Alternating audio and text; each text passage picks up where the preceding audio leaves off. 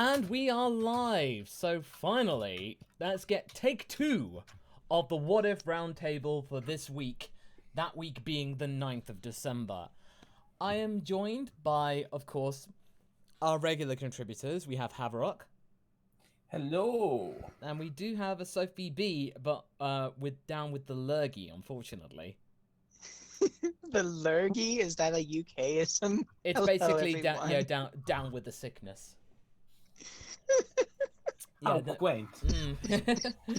But yeah, so basically, this is our weekly live stream about what ifs and stuff like that. And normally we would say this is the part where you put down a super chat where you can have put your place in line, because we do have a lot of people. But what I say for the moment, unfortunately, if you're around on Thursday, our stream got cancelled, but some people did put in super chats. So we got to go through those first, and we will give you a visual cue when you can put in super chats. So for now, please do hold off on the super chats for now, because I've seen we have had a few, but we need to get through quite a few first. But we will let you know when you can. So do come up with some good ideas. This gives you some time to come up with some, but we do have to honor the people that did so graciously contribute on Thursday. Before we start, CFM House Runner 5 coming along. Oh, the things we saw today. Well, basically... Oh, the things we saw today. Various things have slowed down production of R&R, but we have seen some things which are, like, gorgeous. There are going to be some good shots in R&R. Yeah. Seriously. Every episode it improves. Seriously, you're going to see some good stuff, because Trev, in particular, everyone's been doing great, but Trev, some very spicy Raditz, gifable moments of Raditz, that's all I'll say. They will become gifts. Trev is a good art boy. Yes, a good art boy. He's been trying some very cool things. But anyway, thank you so much for your patience, everybody. And let's get on with our backlog. And once again, we will let you know when you can put in super chats. All right, Podo. Podo asked, which parts of Goku's personality do you think are nature and which do you think are nurture? To know how to have very different what if Goku is still Goku. Like, yeah, the nature-nurture debate, as it were, with Goku. So, Haverok, you had some good thoughts. Yeah, it's a brilliant question, first of all, Podo, and I think that for sure the nurture part is his competitiveness, you know, like he's willing to fight and to compete and to get stronger and to put himself into risk. As for the nature, I think his good nature is the effect of the hard work of Grandpa Gohan and all of those around him that were involved. So you think the fighting aspect is nature, i.e. the thing he was born with from his Saiyan. Yeah, the competitiveness is from his Saiyan side, and it's his good heart that came from Grandpa Gohan. Yeah. Yeah. No, I would say that's definitely something very true. So good start. Good question, Podo. Very good. This might end up being a discussion, so we shall see, because I've done stuff about different varying types of intelligence. So it would be good to come back to. Paparachis next. What if Babidi was looking for Boo's egg on Namek during the Frieza saga? Not that it was there, but he didn't know it at the time. So, okay, so say, for example, Babidi was on Namek. It depends whether he had Dabura or not. But I think Dabura was a recent acquisition? So, let's say for the sake of the argument, if Babidi was there on his own, he would have magical powers to be able to, like, cloak himself from any interference. Probably would have Pui Pui and Yakon. Yeah, Pui Pui. Around the orbit. He'd have his ship, and Pui Pui and Yakon would be on there to lure people in, like a security. And Pui Pui would be like his scout, as in, like, keep an eye on what's going on. And who knows, he might have actually picked up some Namekians as potential new apprentices. Well, if you're thinking about, like, Namek at the time of the Namek saga, if he hadn't acquired Dabura yet, he may have gone so far as to enlist Frieza by force, because Frieza being basically having the reputation of being the most powerful person in the universe at this point in the story, if Babidi had been in that location and didn't have Dabura as his top enforcer, he would have probably seen Frieza as free real estate and used his magic to take control of Frieza's mind. Hey, And I mean, little you know he girl, can let do me it. whisper in your ear. It's free real estate. No, I absolutely agree. With Frieza, oh boy. Oh, seriously, especially after Namek, when Namek blew up and Babidi was still skulking around and found out that Frieza lived, he'd probably take Frieza before King Cold could have a chance. Especially since we know that by turning somebody into into one of like the Majin, you know, taking them and enhancing them via their evil, Frieza would have probably gotten a very, very hefty power boost from being put under Babidi's control. Totally, absolutely. He'd probably be up to the same, almost like a Cell or something like that. No, definitely. That's a really good question, Paparacha. All right, Podo's back again. If Goku didn't have a reason to name his kid Gohan, what would he have named him? Would Chi-Chi have been the one to name him? If so, what would be? Yes. Oh, Chi-Chi would have named him, no doubt. Because the whole point of that was to she respected the connection that Goku had with Grandpa Gohan. So obviously she respected that. But unfortunately, due to the fact that, you know, without that factor, so if Goku didn't come up with the idea to name him Gohan, I think Chi-Chi would have named Gohan something else. What exactly? Don't really know. There might have been some tradition with the Ox King's family, you know, on Fire Mountain or something like that. Maybe he might have been named after fire, like a different type of fire or something like that. And we just... And if Gohan was... Gohan was still able to be named by Goku, like, just for the sake of argument, I can't imagine him having many names to choose from. Like, I could see him maybe wanting to name his child after one of his friends, but more than likely, I think Goku would be like, what's one of my favorite things? I'll name the kid that. What's my favorite and food? Probably name him... Yeah, exactly. Name him, like, something based off of food. Although, ironically, Gohan kind of is. It's named after rice. Coincidentally. As in, it would be something else, though. But cool. Paparacha again.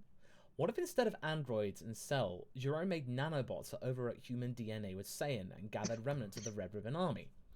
Okay, so something a bit more microscopic. So almost making nanomachines or nanobots that could actually infiltrate. Sort of like a the perfect baby.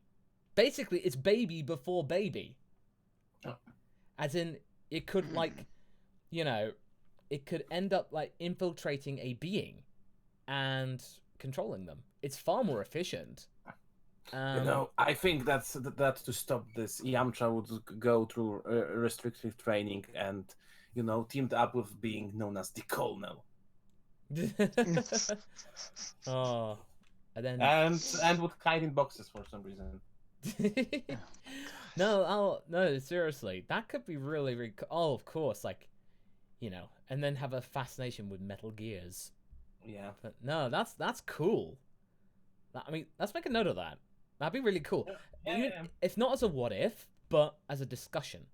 Like, as in, like, you know, how could have Gero done what he needed to do a bit more efficiently? Paparacha, what if Goku landed in Penguin Village? So basically, it's Senbei Norimake found him, or something like that. Well, I don't think Senbei wasn't going into becoming a parent, or something like that. So basically, he's kind of like, he had his own kind of different missions. And honestly, the early Goku would have fitted in quite nicely. Yeah, because a lot of madcap things with Goku being able to use his tail as a helicopter, as a rotor. So yeah, there's a lot of things that Goku would have fit in Penguin Village quite nicely, I think. Sirius would have been much more, you know, lighthearted. Oh, of course. I mean, basically, Arale and Goku would have been firm friends, definitely. But it might not have been named Goku. May have been saying something else. Anyway, guys, just so you know, do hold off on super chats for the time being. We've had a few more. We will let you know when it is reasonable. When we let you know, we'll do some visual cue. So, for people joining, can people just let you know? We're holding off on super chats for the time being because we have got quite a few to get through. But thank you very much, Paparacha. That's a good idea. Podo is back at it again. What if Kid Goku was Broly level protective of Bulma? Also, okay, so basically, Ooh. that's a bit much. But say, for example, Kid Goku, like, was more imprinted more. Like, Bulma was his first real friend, and if he was more protective. But I think we'll have to play the sound.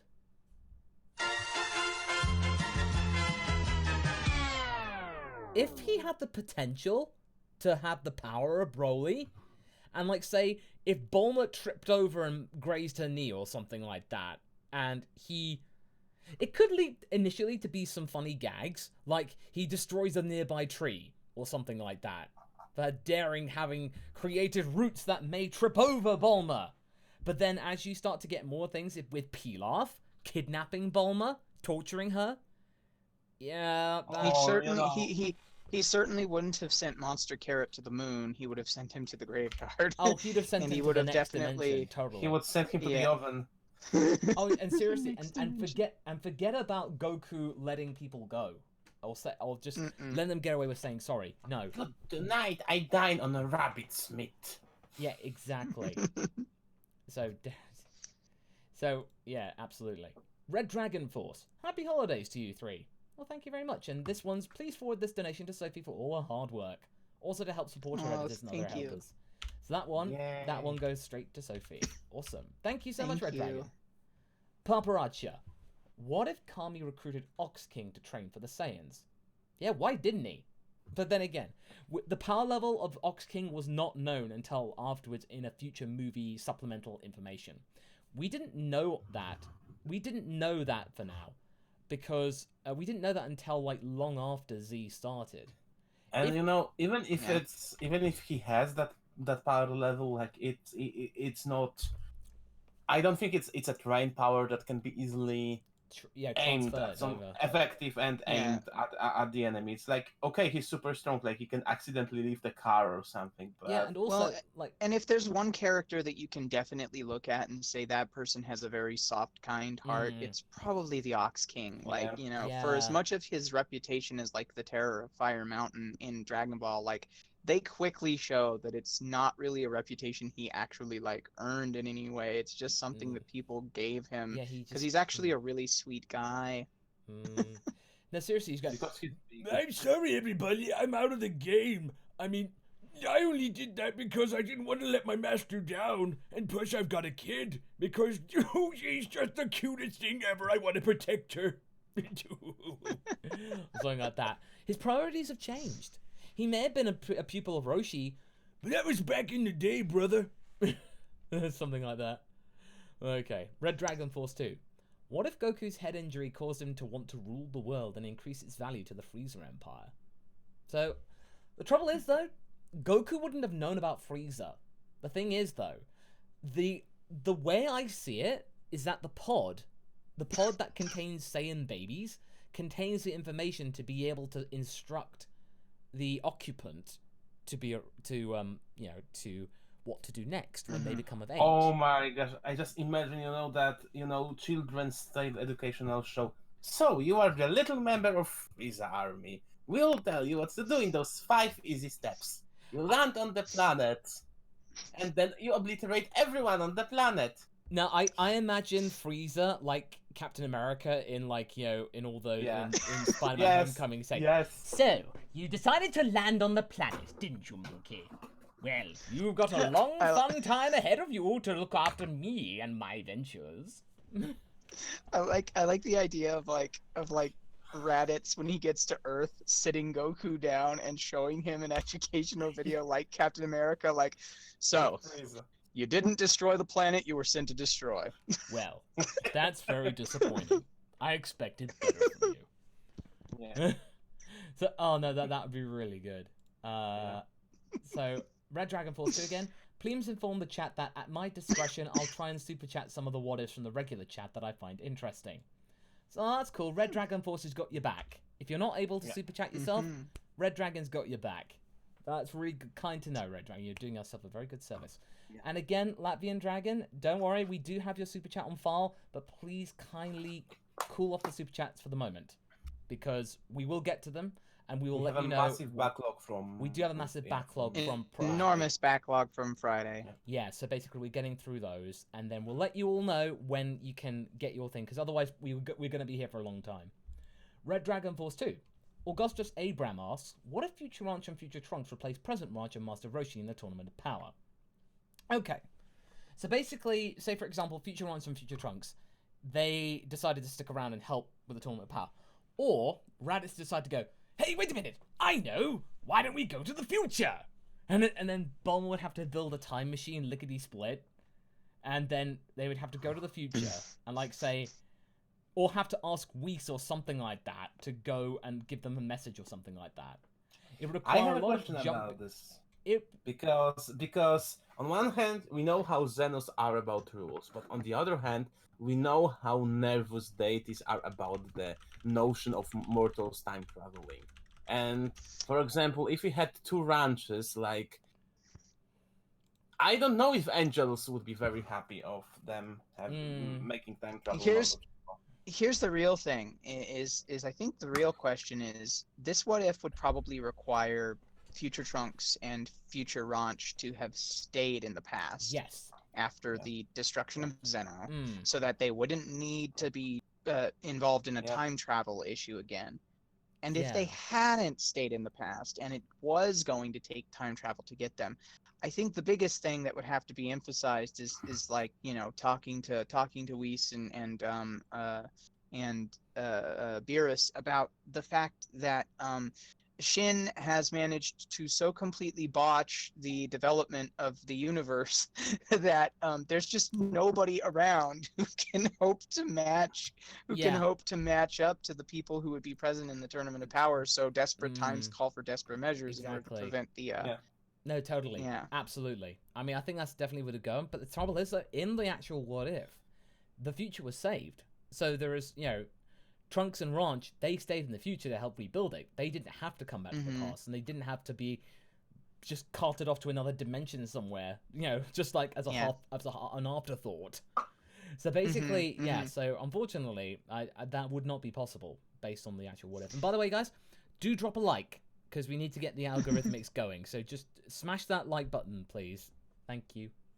Demon of Empire. What if Bulla and Pan were written as rivals in high school, 10 years past the end of Z, like Goten and Trunks? The thing is, though, I get the feeling that you don't really see Bra and Pan interacting that much in GT, but I feel like that they would be friendly rivals, kind of like Goten and Trunks, because they grew up together. So I feel like it was an enormously missed opportunity. Them not having some kind of deeper, whether it was friendship, whether it was rivalry, or anything like that. Even talking to each other. Well, yeah, I mean, it's like, honestly, Bra as a character, Bulla, she's, as she was portrayed in GT, is just like, it's one of the biggest face palmers of all time, because she's so, her character is just so weird and bad and I don't know, I don't even understand. And they had so much potential there. So honestly, if you wrote a storyline with them being like in high school, if they were going to Orange Star High or something like that, right? And Bra and Pan were rivals, because Pan is you know, she's Gohan's child, so she's obviously got a different mindset, different has been brought up differently than Bra, who will have been brought up around Bulma and Vegeta. But I think it has a lot of potential, especially for like various different high school mean girls shenanigans to intermix with the typical DBZ fighting. Totally. And Kuro Tengetsu, they say Bra was a thought in GT. They did portray her like that, and then you go like, she's 10. Yeah, like you literally look. And I hate this because it totally sounds like, and forgive the parlance, but it totally sounds like slut shaming or anything like that. But like the way that they portrayed Bra was as if she was a much older character and was very, very much like, but like she's supposed to be like younger than Pan. She's supposed to be around like 10, 11, 12-ish at max, but she's dressing really weird, she's acting really weird, and tall. And it's like, you know, she's almost the same height as Vegeta. That ain't right. And It's like the opposite of Goten and Trunks. Yeah. it's part of the reason why I did what I did in the What If Krillin AU on my channel, is because I wanted to introduce a version of Bra that both wasn't like GT, but also wasn't like the typical fan stuff, because I've also seen a lot of fan stuff kind of go the way of giving her too much, or making her too like they still manage to objectify her quite a bit, and I really don't like that. So that's one of the things I really impressed upon Trev, was I wanted Bra to be I wanted her to be a better character. I think we all did, really. And you can still write her as as daddy's daughter, as liking good clothes, as being kind of proud, but add something additional to that, like being, like you can still have some of those characteristics, but dress them in and connect them with some better personalities and more fitting stuff, like totally. being that very, like she can be a little bit of a snob, but like my idea for Bra would be like, she's a little bit snobbish, but also she's a very well-meaning and pretty, and at the same time she's pretty.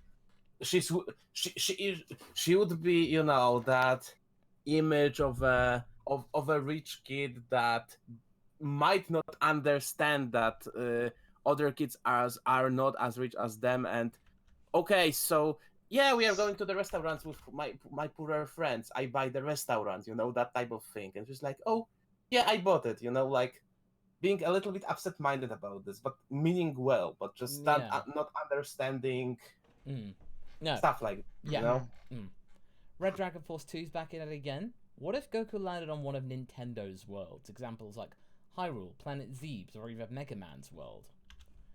Well, oh gosh, we got a Captain in the Game Master fan in the chat. Captain N, pretty much. But basically, I think it's just like, I don't know. It's just something I would say. It would depend on the circumstance, but I think he could. The whole point of Saiyans is that they're meant to adapt to their surroundings quite quickly. So, if they were able to, I think they could do very well.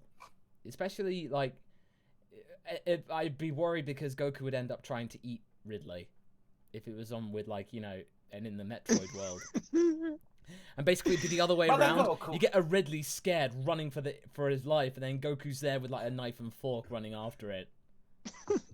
But Goku, I could invite you to Mario Kart. Take your friend Piccolo. I know that you too enjoy karting. Basically, in the game, they'd be the worst. They'd be the worst characters. Yeah. I hereby apologize all our Italian viewers for what I just did. I'm sorry.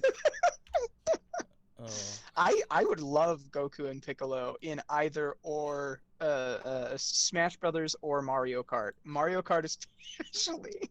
Well, with Smash Brothers, we're never gonna get that, unfortunately. Like, I wouldn't like Goku. Because you know that it will never be portrayed right. Really. I want it just for the meme, because back in the days of the original N64 Smash, there were so many fake unlocks. I know. It's absolutely bonkers, really. But, Red Dragon Force 2 again. What if Goku and Bulma found upon Goku's space pod during their OG journey together, and that maybe Gine left a message for Kakarot about who he is? You know what? That's actually not a bad idea, and that's a good point. Because basically, it would be something like really fascinating if they did discover it, because it could project a moon. It could project probably a lot. So basically, if there was a message in there and they just discovered it, and Bulma would be fascinated by it because it's technology seemingly from space. So basically, it's something really intriguing. You know what's cool about this idea? That it can realistically happen. They can come across this in any era. Like somebody could have taken it and they can find it later. Like they could still find it in Super, and it could have an impact. Mm. Giving Goku a thought, oh, I had a mom once. I never thought about this, you know? I wonder how Goku would react about notion of having a mom. Yeah. Again, it could be something really, really, really intriguing. Interesting. Let's make a note of that. Yeah. So, okay. All right. Next up, and anyway, guys, we will give you the go-ahead to put out super chats, but for now, we'll let you. We'll give you the go-ahead. We'll give you all that time. So, Matthew Gaylord, what if the TFS version of Goku was canon, or the other? Oh boy, that'd be the best show ever. So, you know, that would be something really, really good, I think. So, that could be cool. Awesome. But yeah, so really, I think that could be something really fun. But at the same time, I do understand that the TFS Goku is not everybody's cup of tea. So, yeah, I think it's best ultimately that it remains as a parody. Yeah. So Yeah. It's a it's one a of loving those. parody. It's a loving parody, but go on. Yeah, well, and that's the big thing is that parodies like that tend to be taken pretty extreme. So having something that extreme is on the scale of parody, as something canon to a show as I won't say serious, but I will say self-serious in the sense that like there are supposed to be really like universe-ending stakes in Dragon Ball Z, Dragon Ball Super, etc. That to have something like that as canon would be immensely silly. And as we all I'm know, so- I do like mistakes. Yeah. I was waiting for that. I was like, I'm course. really surprised that Mas didn't go for that joke, but oh no, He you got to did. bide your time with this. You got to wait for the right time. to You bite can't- your steak. You can't. You can't just, cook it blue. I mean, I don't mind it blue. I'll take it whatever. But you gotta wait for the right moment to let the absolute temperature be at the just point. You just gotta just stuff it in your mouth. All right. Okay. So with that, we're going to go on to the backlog now of the super chats that we did have prior to the go-ahead. So once again, guys, still hold off on the super chats for now, and we will let you know when it's safe to go ahead. So again, we're now going on to the ones from today. So again, wait for a moment, and we'll let you know. We'll give you the go-ahead. Mm-hmm. All right. So this is from SeatonTube 2000. What if Pikkon helped out in the Super 17 saga? Again, Pikkon, considering that GT is an anime only creation, why not have the same with Pikkon? Especially when We had all the movie villains in Super 70 Saga, so exactly. So you had that. Why couldn't you have Pikkon? Like, that's the thing. Yeah, So I I agree. would- And I actually really liked the design and Mm. look and style of Pikkon. So him being canonized wouldn't bother me in the slightest. oh, I'd love it. And considering they've updated his look to be a bit more PC, admittedly, I think it's a good look. It means it looks like like a traveling bandit. That's cool. It shows progression, as we said in our discussion video that we did not too long ago. Yeah. Cool. Good one, Seaton. Paparazzi again. What if Launch was Android 13? So that's where Launch went. Look at her trucker hat. Look, Oh she my is God. literally a trucker. Flippy would love voicing. Oh, that. seriously, and also it'd be meta. It'd be canon. It'd be realistic because she is a trucker, and I would be very disappointed that she doesn't do some kind of trucker themed attacks and stuff like that. Convoy cannon or something like that. That'd be really awesome. TH Deadpool. The TH stand for stand? Trucker hat, yeah. Trucker hat, yes! Again, Monster Land, hold off on the super chats for the moment. Thank you, E-Man, for the backup. Manifesto, what if Bulma hadn't blown up Nappa's space pod? Oh yeah, because Bulma accidentally did so when pressing some buttons. But I'd say if she hadn't and the pod was intact, they'd probably be able to glean a bit more intel about space tech. And they probably would have been able to build the ship faster. And his collection of early 2000 MP3s still would be intact. And of course, Well, and and to transfer all his photos of him to Vogue.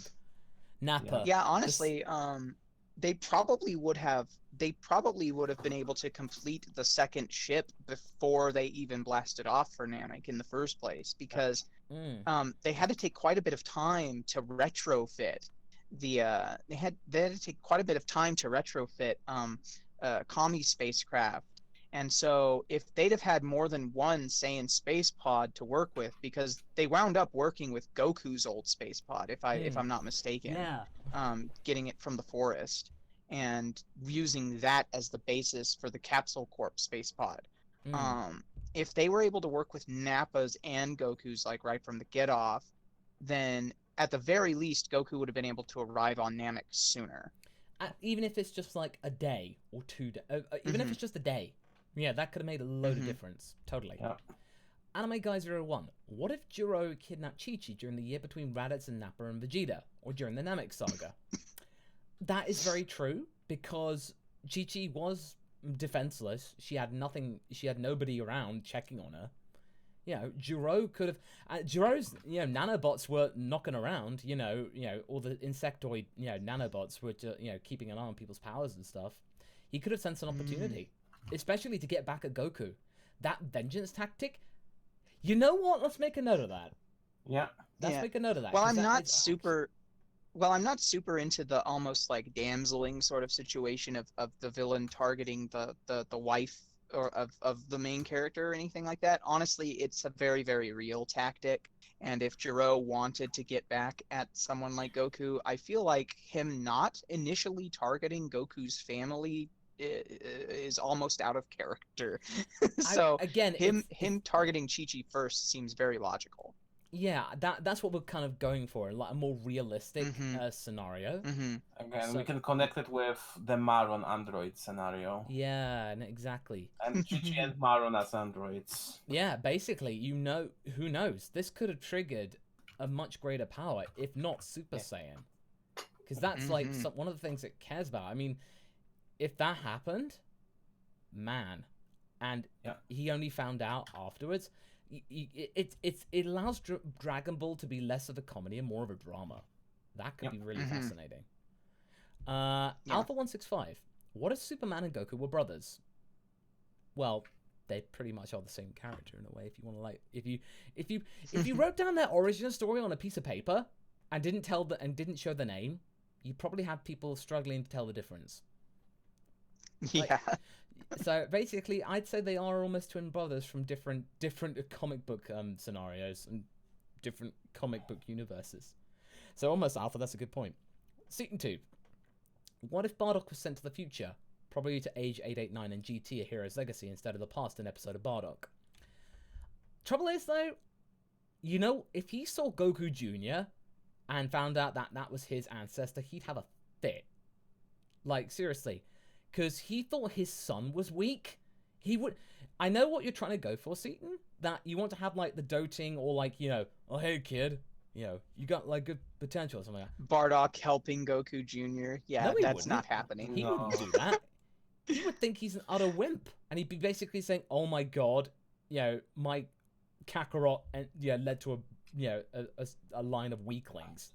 How on earth is he able to breed? My descendant is a crybaby. Yeah, exactly. You have my hairstyle. Do you know how many hairstyles we have on Vegeta? There was that guy Terrorless. We aren't closely related. Yeah, exactly. I hope we aren't. So if you think that Bardock would be caring and doting just because they're they're family, think again. No. White Oak 19. What if everyone Goku fought in tournaments in OG Dragon Ball joined the Z Fighters after those tournaments, like Nam and Giran? And you see it would be Z Army. It would be Z Army. It would be interesting, but the thing is that a lot of people from there had their own causes and they had their own things to do. Nam, for example, and I can tell you, Nam is in Kakarot. He is in the game, and it's like an NPC. He's not like a fight. Yeah, you can't fight as him. But basically, you have these moments. They all have their own causes. Nam's case was to, provide, prize money for his village. They all had their own goals, and they can't just they can't just drop everything. They have responsibilities or people to fight for. So unfortunately, they can't just do it at the drop of a hat. They might be able to. And help... this isn't a situation. Oh, go on. Oh, Sorry. go ahead. Go ahead. No, I was pretty much done. So. This isn't a situation where these characters were very like well developed like characters with their own it's not like a comic book series where you've got big team ups between well established characters from different series. When it came to the characters that were present in the various different tournament arcs, most of them were only developed fairly shallowly. And so you have that top layer of development for them, but there's really not much more to them beyond that point. So I don't really think that they would that they would bring much to the table as far as making the story more interesting or anything else like that. I think all they would really do is they would just be crowding the cast more or less. Like, they would do a Shin. They would do a Puar or Shin. Yeah, basically. No, yeah, absolutely. I would say. George J., what if Piccolo Jr. birthed a squadron of mutant Namekian minions during the 5-year time skip between Dragon Ball and Z? Well, the thing is, though, Piccolo Jr. wouldn't necessarily know how to do it. And also, he hasn't reached maturity. I feel like you get the point that you can only do it once you're at a certain age. So basically, yeah, so hold off on Super Chats for the time being. But I would say Piccolo Jr., if he did know how, I don't think he'd be physically capable of doing it because he only reached adulthood around about the 23rd tournament. But in terms of the 5-year time skip, then if he could, he probably wouldn't be able to produce that many. It depends. So, and Manifesto, don't worry about it. It's all good. It's just we just want to get through the backlog. So that means we're not rushed. And then we can just go through it, and then we can at least have like a set time for like stream, like maybe 2 hours or something today or something. It just means that we can control how long the stream goes on for. We're not left kind of floundering. All right. Yeah. But yes, George J, I hope that answers your question. Alpha165, what if Goku trained Deku? Oh yeah, so that means he can be the greenest Goku ever. And by the way, Dylan Shora and Nindeko, thank you very much for becoming members. If you want to become a member yourself, you can press the blue join button down below. It really does help support the channel. Thank you so much. And Master Riku, please do hold off on the super chats for the time being. We will let everybody know when you can have the go ahead. So we are still going to log these super chats so that we will get to them. Oh, they are logged. They are on the list. So we will go through them, and then once we've cleared the list, we'll then say, okay, go for it. So we'll let you know. Yeah. So, Goku training Deku? I think Goku would be a very patient teacher for somebody who was brand new to all this. But at the same time, though, I don't think Goku would understand the actual techniques and abilities of One for All. Because it's a very, it's sort of like the rage boost of Gohan. But at the same time, it's, unquantifiable. Kiara Torian, thank you very much for becoming a member as well. Thank you. So I think Goku would have to understand what All Might was going for, or understand it. But it wouldn't take long for him to do. So I think Goku and All Might would have to train Deku together. I do think that if you introduced any of the Z fighters, even if it was somebody like Krillin or Yamcha even, if they know ki control, they're familiar with meditation and stuff like that, I do think that it would help in at least some way of Deku being able to take a better, firmer control of his power. One of the biggest problems for the series early on is that Deku didn't know how to properly make use of the power, and until he gets full cowling, he doesn't actually, he's constantly injuring himself and all that other kind of stuff. I think that any teacher who would be better at defining the ability to control, manipulate, and balance energy in the body, as pretty much every martial artist in the Dragon Ball Z series, the Dragon Ball series, learns if they're one of the people who knows ki control, barring Hercule and the Satan school of martial arts. Yeah. Any of them could have taught Deku better control, and he would have probably been better off than he was with All Might, because All Might was probably one of the worst teachers that Deku could have gotten for the job. Good morale boosting, but at the same time, it's just going, yeah, young Midoriya, you can do it. Okay, mister, can you help me, please? You can do it, Midoriya. I believe in you. Yeah, believing's all very well and good, but I actually need proper instruction. You can do it, Midoriya. It's like, and then, so something like that. They're just words. They're not tangible information. Yes, boy, drink out the words from my swift mouth. Yeah. David H, thank you very much for becoming a member as well. Sock. Don't know if anybody already asked for it, but what if Krillin was the one that did Frieza out on Namek? You know, with the combo Solar Flare Kienzan. Oh, seriously. If the Kienzan did what it was intended to do, yeah, Frieza would have been, like, seriously compromised. Like, seriously, he would have been chopped in half earlier. And, yeah, I don't think Frieza would have known what to do. Because he would have been pretty compromised. He wouldn't have been able to blow up the planet because he would be absolutely writhing in agony. And, he'd be done. And then once Piccolo arrived fused with Nail, like... Part of the reason why in the meta sense I had Frieza target Gohan instead of Krillin in the what if Krillin had a power up what if on my channel was because of the fact that if the plot had played out more or less along the same lines as in canon up to that point, when like Krillin could have early on taken out Frieza if he'd used his like higher bravery and stuff like that compared to his canon self to throw that Kienzan. But it is kind of anticlimactic when you think about it just in the narrative sense, like of this guy who's being built up as being like this unstoppable powerhouse of raw evil, you know.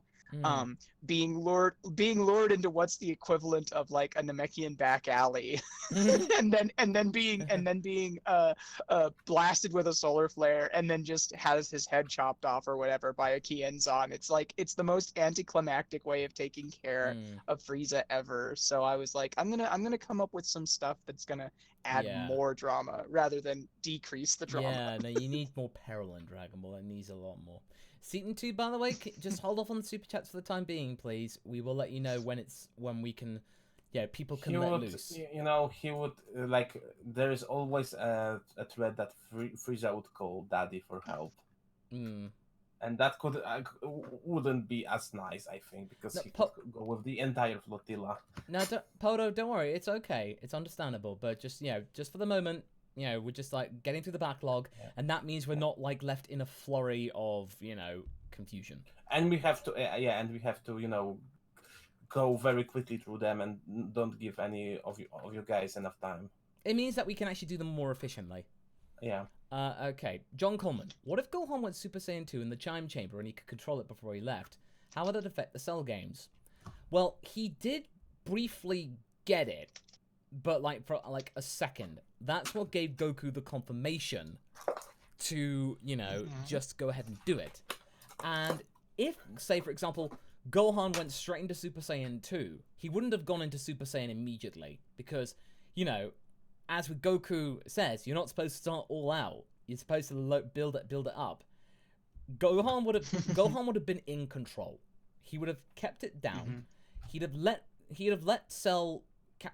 Gohan would have excelled in this. He'd have been able to strategize, knowing that he had the ultimate power. He had the power. He had the strength to be able to hold it and control it. I think he would be much more calmer and feel safer against. Yeah, and I think Cell would be very unnerved by this. He'd be very unnerved that this is an unknown quantity. He is fighting somebody who's very calm. He does not have any DNA about Gohan, so he does not know how he's going to act. It would actually scare Cell considerably. Yeah. It would make Cell actually, once finding out that Gohan's not being intimidated by him, it would make him actually get really angry. Yeah. He'd make mistakes, and then Gohan would extrapolate on those mistakes and go, then kaboom, Super Saiyan 2, and just get rid of him much sooner. But then again, who's to say though that the whole pitfalls of Super Saiyan 2, if he was able to control it, then and he was able to control his mood, then okay, yeah, he destroys Cell, Android 16 lives.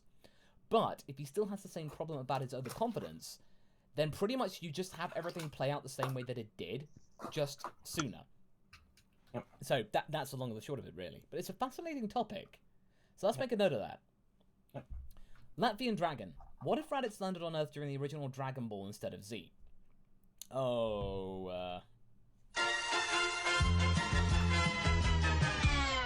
Yeah, it wouldn't have ended well. Let's just say like that. If Raditz found Goku as a kid, and he would have tried to figure out something, but I think Goku would have been a bit more naive, but probably like less resistant or wanting to try and change Raditz's mind. But at the same time, though, Raditz is way stronger than everybody. Yeah. Yeah, no. It's a situation where like, you know, Goku might be able to stand up for the little guy when he's facing off against people like the Red Ribbon Army or even King Piccolo. Yeah. But like if Raditz comes to Earth and tells Goku like you need to be fighting these people, you need to be killing them, destroying them because that's what you are. You're a Saiyan and you're my younger brother. And he's like, well, no, why don't you make me? Raditz will be like, fine, I'll make you. And he makes him. And Goku wouldn't be able to do anything about it. I think Raditz would just end up like just going like, you know what? I don't have time for this. He'd pick up Goku and just take him off the planet. You know? Yeah, exactly. He wouldn't blow up the planet or anything. He's just like, you know what? I'm just gonna take you. And I don't wanna. You're not my just knocks dad. him out. Just knocks him out, puts him in the pod, and just takes him, and then nobody sees him. Nobody sees him again. You're not my dad. Dad wouldn't care. But then That Bulma wouldn't gets care. depressed because she misses her little buddy, so she gets the Dragon Balls and over the course of like a year or something like that, and then she wishes for Goku to be brought back to Earth. And then Raditz had no idea what was going on. But Goku's already, you know. It would have been a very Cross Saiyan mode. teary-eyed and heartfelt moment. It'd be an of intergalactic reuniting. game of keep away, pretty much. Yeah. Alright, Ugo ya Ilechuku. I have nothing to say. Keep up the good work. Oh, thanks, buddy. Thank you. Thank Paparacha you. in relation to the Bra and Vegeta moment we had. Daddy-daughter time in the room of spirit and time. That is actually that'd be really cute and endearing, but at the same time... I would love to have a scene where like Bra calls Vegeta out for going easy on her, because Vegeta actually does kind of think of her as sort of like daddy's little girl, and so he's being lax. He's being a lot more relaxed on the training than he was with Trunks, and Bra like calls him out on it and is like, I want you to beat the crap out of me like you did with Trunks, and he's like, fine. And then just training begins now. You were ready. Yeah. Evan Ismachovich. What if Future Trunks accidentally went to the future? Specifically the GT timeline, end of the Shadow Dragons arc during the Goku Black arc. Oh, Like, he would be like, what am I thinking about those shorts? I don't look good in those shorts. And an ascot? Oh my god. But no, seriously, and also like Trunks' power, he'd have been nothing.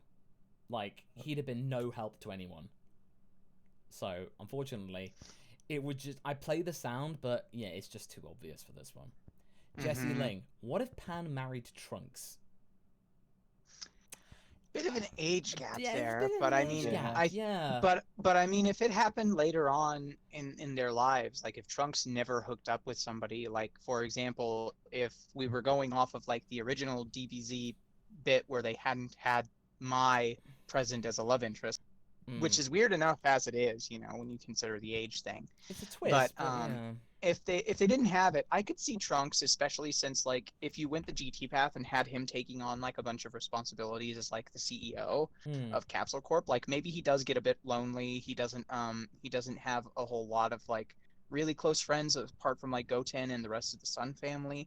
And so like when Pan hits that age, they start to kind of bond over their past experiences, especially with like the adventures that they've gone on and stuff like that. I mean, Yeah. they And so were maybe they start to date when Pan hits adulthood and she's able to make that informed decision for herself. Because I don't think that Trunks would ever try to date her before then, because Bulma is his mother and Bulma would murder him. And Vegeta? And Vegeta wouldn't. Oh, seriously. What I wanted to say is, like they were kind of hinting at Pan having sort of a crush on GT. So Yeah, sort of. I like think a they had that childhood idea, and crush. but I think they dropped it after a while. Yeah, it kind of but, just like- didn't go anywhere. But usually childhood crushes are more like admiration or something like that. Yeah, Usually. Mhm, All right, mhm. D'Artagnan. yeah, but like.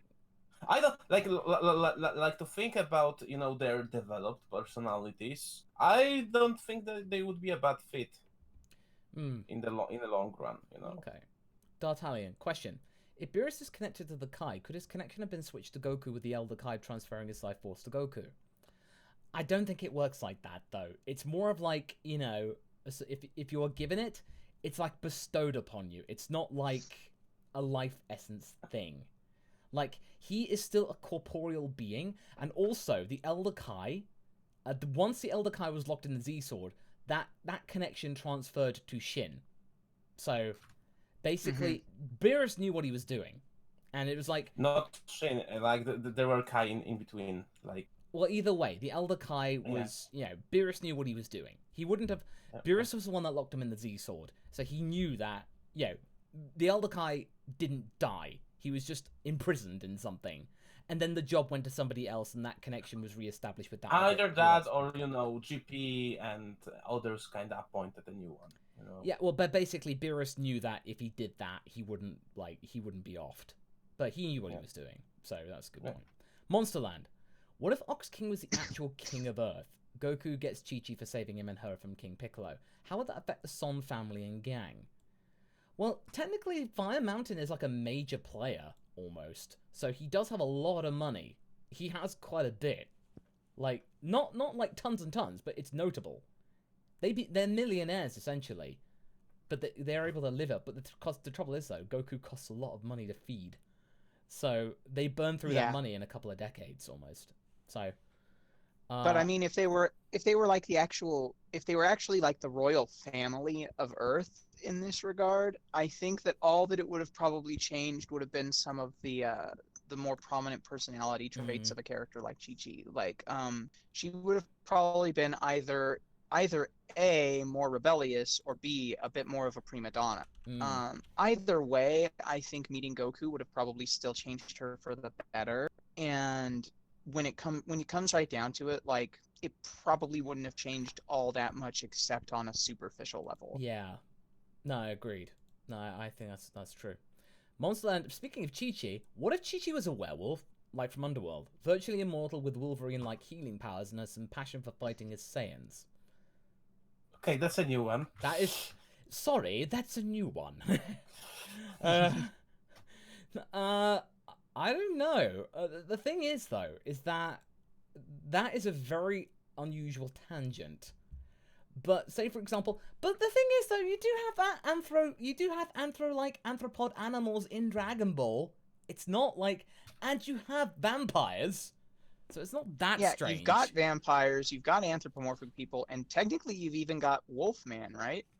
Yeah, almost, yeah. So exactly. So I mean, like, if he was, it's not unbelievable. The biggest thing is the addition of all those extra qualifiers, like the loving to fight like a Saiyan and stuff like that. Yeah. But I think more or less it's just the idea of it is to get Chi-Chi fighting instead of being the harping tiger mom. Oh, basically, you'd almost have someone like Hop from Universe 9, and like, the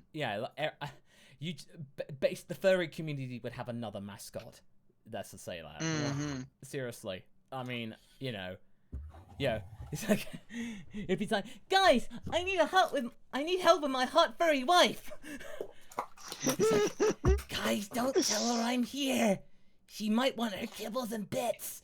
And you see those terrible holes. and claw marks, you know, on the door. And whatever you do, don't let her near a fire hydrant. See now you've taken it to a place where I'm not imagining a werewolf Chi-Chi. I'm imagining Chi-Chi as a version of Renamon. Oh, that. Moving on. No. Moving on. Moving Oh, on, no. everybody. Thank you for coming to our Manifesto. stream today. What if Vegeta Black was a thing? Vegeta Black was a thing. So basically, it would have to have only been when Vegeta, if it only would have happened if Vegeta was the one that went to Universe 10 instead of Goku. So basically, if Vegeta did it, but the trouble is though, Vegeta wouldn't know when to stop. And this is what I did when the What If Vegeta was stayed fused. Basically, it was the Vegeta talking. And if Vegeta had a feeling and a gut feeling, he acts on it. Like, he doesn't quiver. Or he doesn't, like, let all go. If he just goes like, yeah, I know that guy did it. Boom. He'd have offed Zamasu instantly. Yeah, if he had a feeling that this guy was going to destroy the universe and destroy what his son, was trying to protect, oh, no, it's on. No, Vegeta would have just, like, blasted him. And even if not, like, I have a feeling that Vegeta wouldn't infuriate Zamasu as much as Goku, because that wasn't only his strength. It was Goku's happy-go-lucky lifestyle that also make Zamasu despise. At the very least, he'd have intimidated Zamasu into thinking twice. Yeah. Just you're like, probably I'll wait until he dies, or something like that. Give it a couple of millennia, or a couple of centuries. Wait until he's not around. Yeah. Alright. Keeper of Necronomicon. What if after Cell, Chi-Chi decided to move to the edge of the city so Gohan could attend school and make friends his own age, where he meets Fidel? Well, the thing is, though, with flying, it doesn't really make a difference. You know, they're able to still live out in the city, and they can drive. And Gohan can fly much faster than any kind of car. And By the way, this is guys, one of the please very hold off on the few super chats for the time being. Just please hold off. Yeah, and there's one of the very few techniques that Chi-Chi actually appreciates and allows them to use freely, flying. Yeah, it actually is convenient, and she does make good use of it, certainly. She should know how to fly, like... Yeah, you think so, but I think she's just not interested. You think so, Maybe she can, but doesn't want to. I don't know. Yeah, something like that. Alucard 65535. What if a Saiyan was born with white hair because he was permanently an Ultra Instinct? Universe 6 or 7? However, it would work best. Trouble is, though, Ultra Instinct, you need God Key. You need God Key to be able to at least have the potential to learn it. Or figure it out. I guess the implication there would almost be a sort of like a Zycor situation, where you'd have to have been born to a Kai or something like that. Yeah, you have to be half Saiyan Kai person. The less that's talked about Dragon Ball AF, in my opinion, the better. Yeah, I mean, and also the thing is though, Kais don't have reproductive organs. They don't. Well, there's the jury's kind of out on that, because well, in theory they don't, because they are fruits of a tree. Theoretically, this is true, but as we've all seen, I'm sure, from all of the periphery material and the supplementary material and the games and the adaptations and stuff like Super Dragon Ball Heroes and stuff like that, that doesn't prevent them from drawing Kais of different genders, despite the fact that they wouldn't need it. Same thing goes for the Makai, and we also know that the Makai can reproduce, and if the Makai can reproduce, then the Kais can probably reproduce. We already know that they're able to fall in love and get crushes on mortal beings, because that's kind of like the entire shtick of the Supreme Kai of Time. She's got a total thing for Trunks. I don't even need to go into the weirdness of her redesign. Well, the true ultimate form. Yeah, the quote unquote, the true ultimate form. Yeah. But like, there's plenty of theoretical possibility that the Kais can choose, in much the same way as like angels in Christianity are purported to be able to choose to give up their angelic nature to become human. I suspect that Kais can probably choose to become capable of breeding with human beings, and it's a very, very sort of almost Diablo situation. You'd probably wind up with a Nephilim, someone Yeah. born with God Key despite being mortal. I think And one. yeah, I mean, interesting concept. Yeah. One thing. Also moral reflex, permanent moral reflex, because if you have permanent ultra instinct, you never feel supported. Your body dodges from the touch. You never feel Yeah. the touch of other person. Yeah. Like that kid would be more messed up than original DBZ Broly. Yeah, well, one thing that I found really fascinating is that from the anime Knights of Sidonia, there are characters in it which are gender neutral until they develop a crush for anyone of a different gender. And then basically, their body changes, adapts to the opposite gender of that, and then goes from there. So that there is that character who has a crush on the main guy, and over time, over the course of the manga, slowly changes into a girl. And it's actually really And this is intriguing. which manga? Knights of Sidonia. Oh yeah, Knights of Sidonia. I saw part of the adaptation for that on Netflix. Like there are two seasons. There are 2 seasons, but there's like 13 volumes of manga. There's like, and it happens later on. You don't see it in the anime, but later on in the manga, it's actually kind of intriguing. Like it, yeah, Interesting. Adapting. So they're born basically gender fluid, and they Androgynous, adjust their yeah. gender accordingly. It's like almost Huh. adapting to like extreme like extinction scenarios, like whatever is required, pretty much. Yeah, I can see something like that. Interesting, like Perhaps how going on Kai's with would the be Kai. like that. It's based on preference and attraction. Yeah. Something like that. Hmm. Okay. Master Riku, what if Trunks had a tail in DBZ? Well, the thing is, though, you don't know what happened with Trunks. I think Trunks' tail was cut off, probably by Bulma. Because obviously Vegeta wasn't around to say no. But if he did, then he probably might be able to go Great Ape. But the trouble is, though, that power would not have been enough to destroy the androids. Because Super Saiyan Trunks wasn't enough to destroy the androids. Golden Great Ape might have been enough, but like not. It wouldn't have made much of a difference, to be honest, in terms of actual capabilities, as it were. Ghost Kaiser, please do hold off on the super chats for the time being. We will let you all know once you can just go ahead and do it, because we want to clear through the backlog initially.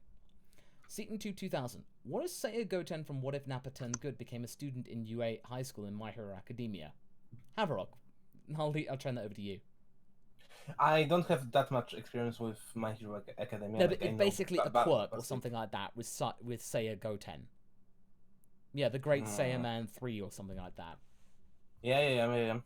I mean, I think this is a good place for him. Like, again, like the goal with this Goten is to differentiate him from both R and R Goten in the main universe, and he's like very much into the superhero business. So I feel that he would feel really, really good. Like for sure, he would not stand up for bullying. No, but certain basically, characters, and he'd almost be given like an given- honorary scholarship or something like Yeah. that because of his contributions. Yeah. Alpha 165. What if Babidi traveled to the DC universe? Oh, I don't really know much about the DC universe, but basically, he'd hop onto any kind of character in it who had very like flawed negative emotions. Lex Luthor and Babidi. Yes. Oh no, he'd just make the most of that totally. Yeah. So yeah. Sorry. I don't Alpha. think he would be powerful enough. I don't know what do you think, Sophie, but I don't know he would be powerful enough to mind control Darkseid. Darkseid would off him, but somebody like That's the Lex, thing is, yeah. I also feel like it's kind of a situation where it also depends on the mentality of the person. Darkseid's one of those evil beings that doesn't really purport themselves to be evil so much as they purport themselves to be like the one truth of the universe. Like he's deluded himself into believing that there's only one real way of fixing all of the universe's problems, and that's to discover the anti-life equation. Now, if his actions are considered to be evil, like separate from his own thinking, and it's based upon that Babidi's magic reacts, it really just kind of depends on how powerful the magic of Babidi is. Because, I mean, we've seen that characters like Vegeta are able to completely shrug off the mind control aspect of becoming a Majin just through sheer willpower. So someone like Babidi might be able to make Darkseid into a Majin, but all that would happen is he just made Darkseid stronger, and Darkseid's Yeah. still not going to listen to him. You know who I think could be an interesting choice for that, even though the storyline is kinda controversial. I think Magic Parallax. If we are going Parallax. Parallax, yeah, Magic Parallax Interesting. would be an interesting choice, I think. Yeah. Okay. Yeah. All right.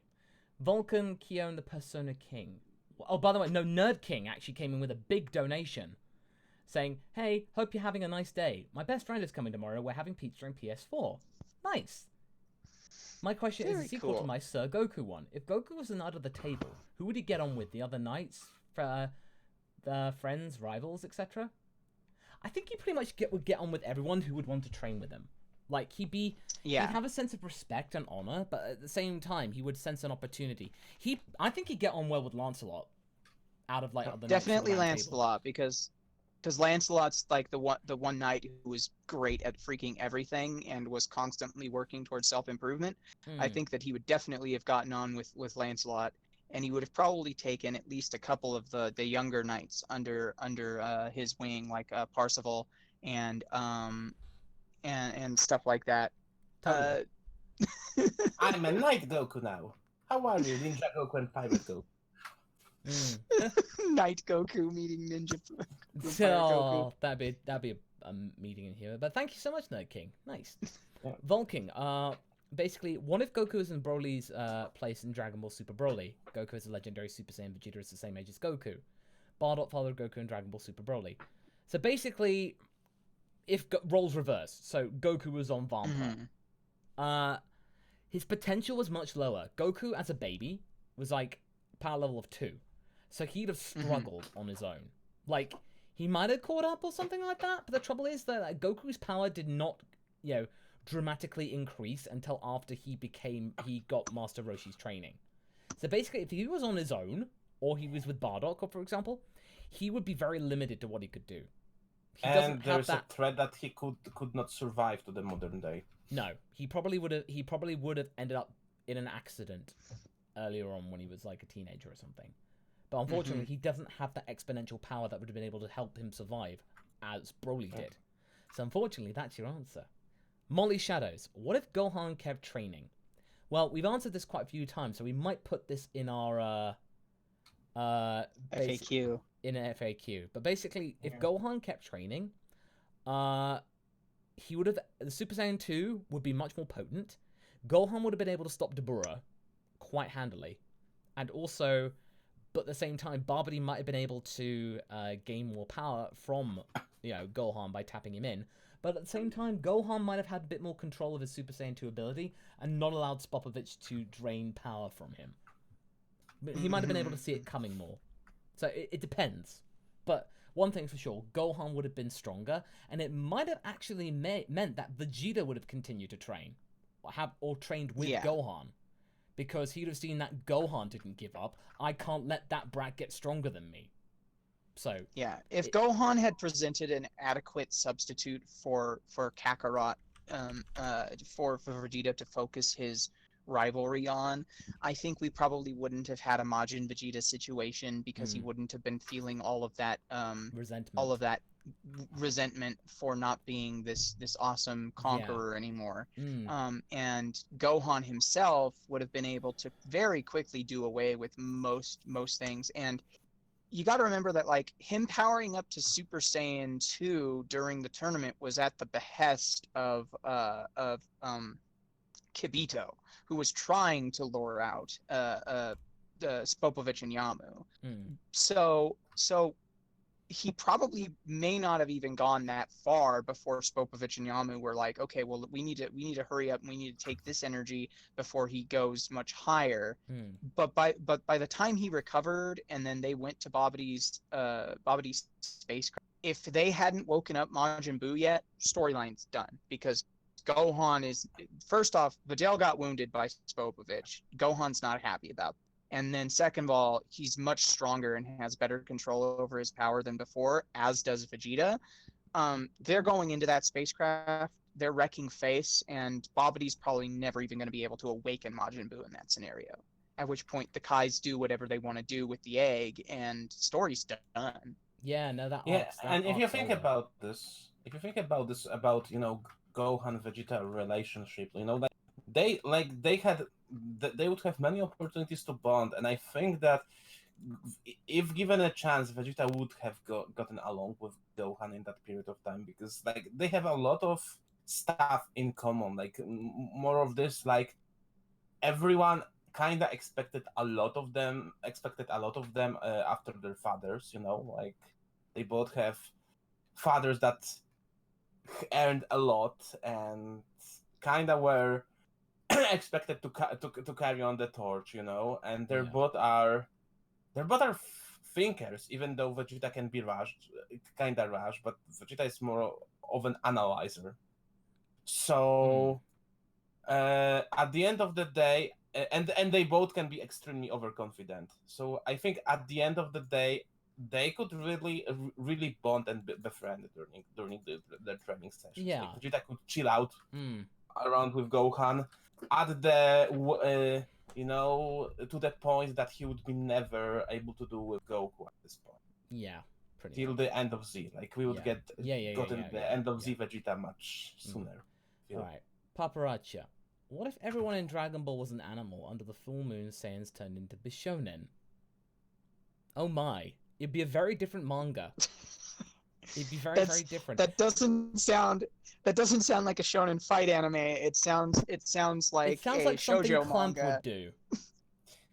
Yes, oh man. yes, it Imagine is like almost Goku exactly. drawn by Clamp. Seriously. Oh my gosh. Somebody please. I used to watch so much Clamp anime. Draw the cast of Dragon Ball Z as drawn by Clamp. Oh goodness. I suddenly imagine that whenever they transform into those Bishonen, that the Pillar Man music starts to play. Oh, I yeah. awaken, my brothers. Goodness. Alright, Frostbite. For fun, what if DBZ characters in a go-kart race? Well, we've actually kind of covered that already. Yeah. With basically, Goku and Piccolo would be the worst characters. Piccolo, he'd be limited to a max speed of 10 miles an hour. He'd be just so slow. Goku... Unless he was in the race with Goku, at which point his limiter is removed. Yeah, and Goku goes like the max speed, but it's uncontrollable, pretty much. Yeah. So basically, it'd be just like that, really. Masako, we got some questions about how much is left of the backlog. We are very close towards it. We're close towards the end of it. We will give you the signal when it is safe to, to begin. So basically, and again, we'll try and get us through as much as possible. But again, please be patient. We're not that far off. Dark Snake X5. Hi, Masaka. I wanted to ask you, can I use Ranch and some of your other what if characters for my own what if? Yeah, sure. Just be so long to credit us, and yeah, by all means, just be sure to to cite the where you got the source from. Ghost Kaiser. Cite your sources. Exactly. Frieza exposes Beerus who destroyed Planet Vegeta. So what if? Oh, this is something that I think they wanted to do, that Toryotaro and Toriyama had in mind, but basically forgot to do. Because I think it would be a fantastic plot device, and it'd be a good way to have some closure with the Beerus Goku rematch. That kind of stuff. Or Vegeta versus Beerus. It'd be so good that they're holding off on it. Wanted to do this, but marketing went on and they said no. Those guys are mascots now. Yeah. In an ideal world. Yeah, Beerus and. Yeah, no. If this was like if Beerus and Whis did not track well with marketing, yeah, they'd have done it. Yeah, the problem is that they became too popular of characters, especially when it came to Whis. Exactly. If they weren't popular, they could have just phased them out and just like said, "Oh, have the rematch, boom, done," and then that'll be that. Frostbite. Have the rematch, send him to sleep. Exactly. Frostbite says, "What if Android 16 existed in Trunks' future?" Now, I gotta quickly go to the bathroom, but the Haverok, Sophie, do take this one. Yeah. So if Android 16 existed, you have to ask yourself the question: okay, so is he buried under all of the rubble that is Dr. Gero's lab? And if he was in some way acquired prior to the destruction of Gero's lab, prior to the basically what happens when Cell breaks out and goes on his little journey across the bad future wasteland in search of 17 and 18, only to come up short. 16's presence doesn't change a whole lot because he was never completed, and Gero never intended to complete him. Basically came to a conclusion that 16 would be a project that would be forever basically vaporware. Like he was just going to leave him be because he couldn't bring himself to complete his programming when he'd made him look so much like his son. And we only know this because of the supplementary stuff, the interviews, etc., etc. But if Android 16 was in the future Trunks timeline, I think the best that you could probably get from him as far as plot relevance would be for the Goku Black arc, and it would be him helping in some way, because that version of Android 16, or trying to help in some way, because that version of Android 16 would still have his nuclear device in his chest. So he would be able to, if he was able to get himself locked onto Goku Black, for example, or Zamasu or something like that, he could set off his nuke, and it would, and who knows, maybe it would even kill Goku Black. Is everything alright? That's about as much as I could see for him. Yeah, agreed. Okay, right. So with that, we are now done with the backlog. So if you want to put in the super chat, now's your time. So okay, guys. All right. So again, we're gonna try and go for no longer than 2.5 hours. So we've got like another hour or so to go. Mm-hmm. You guys got to remember that because Haverok and Masako are in a time zone where it's very, very late right now, we can't stay for too long. Otherwise, they lose a lot of sleep. Yeah, we do. And Red Dragon Force is immediately in. Frieza Black asks, what if Bardock was God of Destruction? Well, basically, if Bardock was the God of Destruction, he'd probably be a very fair option, as it were. Because, yeah, he would know what to do and have a sense of honor and stuff. But at the same time, if we saved him from Vegeta's destruction to train him to replace Beerus. But the trouble is, though, that Whis was not on the radar of anything like that, and he would require a lot of training up. So basically, no, Manifesto, it's okay now. We have the time now. So basically, we're gonna go for another hour or so, and I'll know when to cut off for the moment now. So basically, it's something to do with that Red Dragon. Jesse Goff, what if Dr. Gero captured Arale? What if Frieza stole Christmas? Well, Frieza stole Christmas already with Frieza Day. So he kind of already did that. So mission accomplished there, Jesse. Dr. Gero capturing Arale, is that even possible?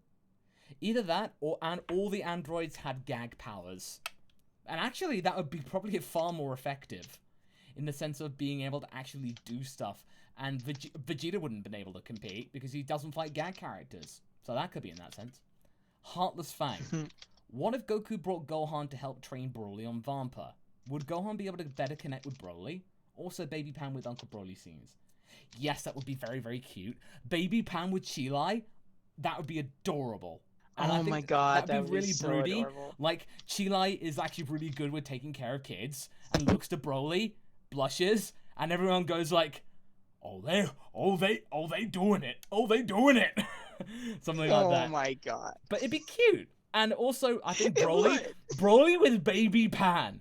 Oh my god, that would be just cute.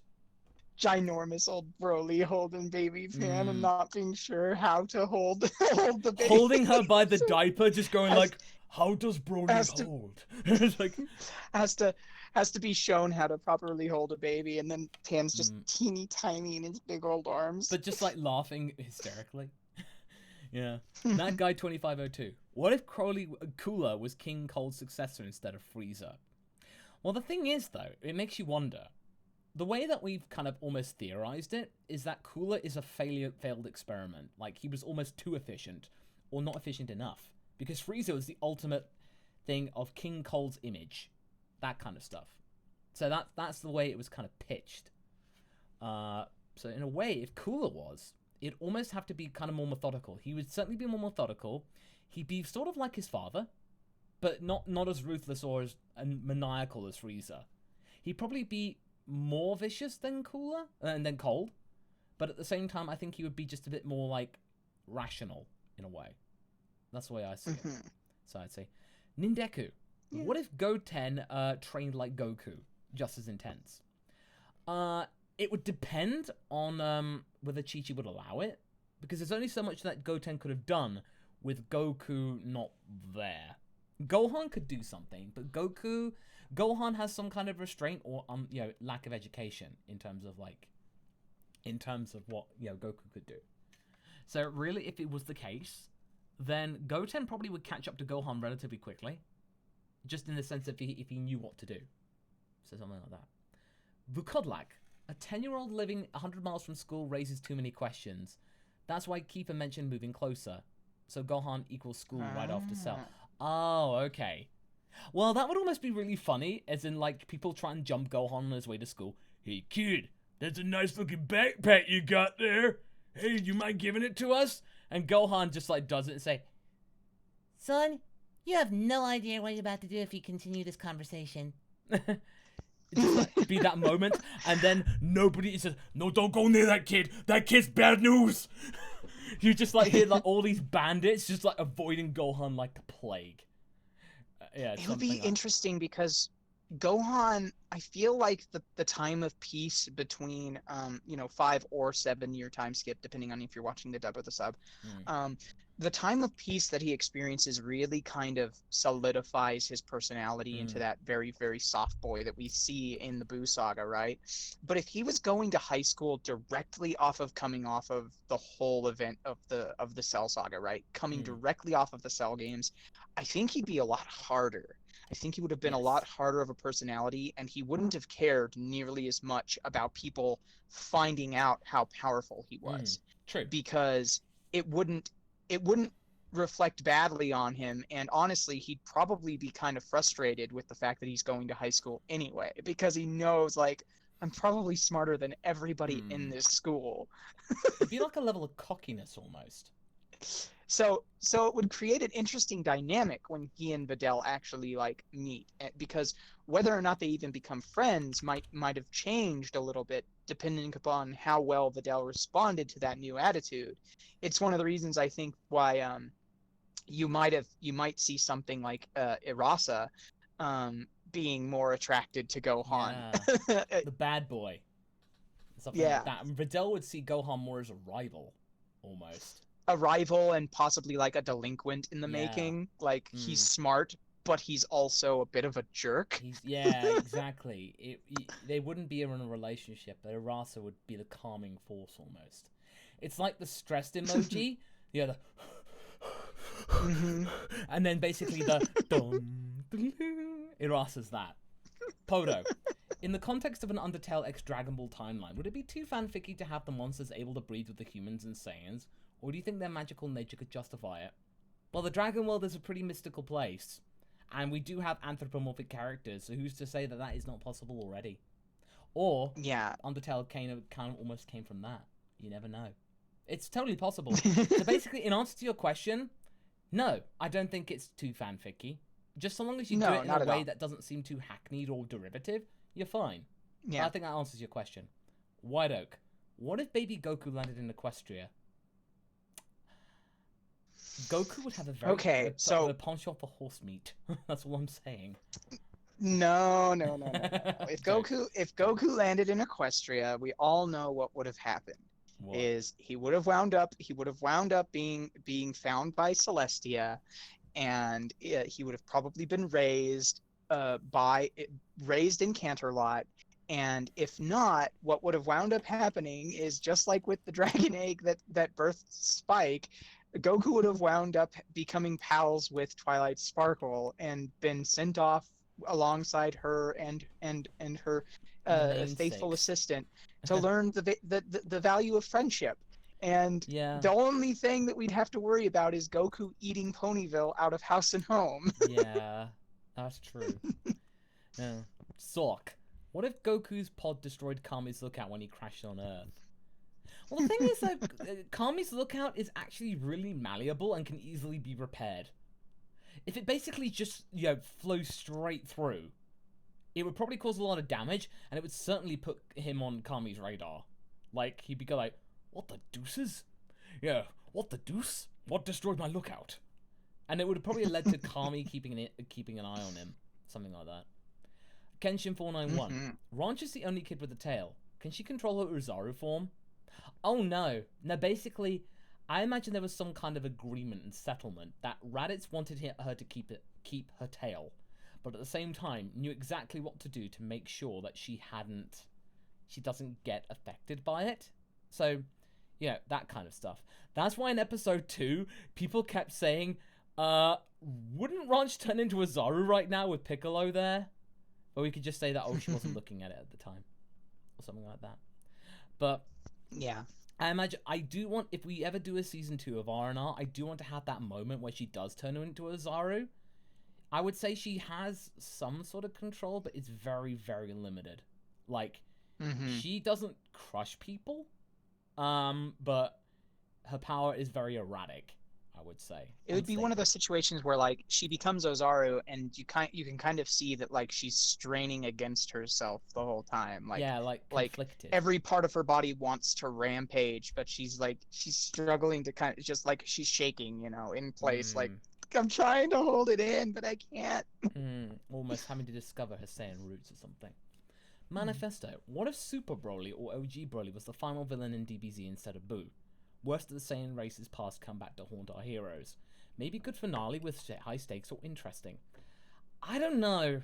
I feel like that was been done with basically the whole idea of Vegeta versus Goku back in the Saiyan saga. That whole thing was meant for Goku to come to terms with the Saiyan menace.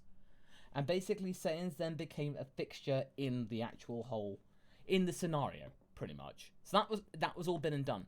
Basically, if you came back, it's good for a movie, but in terms of the final villain in Dragon Ball, people would go like, "Oh my god, that's so predictable," or something like. It would not. It would have not been good for a final boss, like final boss. But I mean, Boo was weird. Honestly, Cell would have been Cell was the best villain to end on Z, because the culmination of everybody, not just Saiyans, everyone, that was brilliant. And Boo was just kind of... Even Yamcha was on the list. Yes, frankly, I'm just glad to be included. Halftime entertainment. Red Dragon Force 2. It'd be neat if you introduce a kaiju race to keep around Bulma's Megazord. Ah, yes, the Saiya Buster. Oh. As much as I'd like to, the fact is, though, there isn't a race of kaiju beings in Dragon Ball that we know of. And the thing is, though, with these what-ifs, I don't want to end up getting too, fanficky in this. I want to work with the worlds that actually do exist or have been alluded to. Things that were privy to Toriyama. So, that kind of thing. So you're working within the parameters.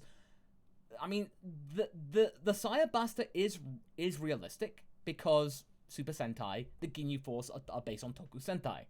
That kind of stuff. So that is realistic. So therefore, you could have a giant robot in it if Toriyama was so inclined. So that is it's plausible.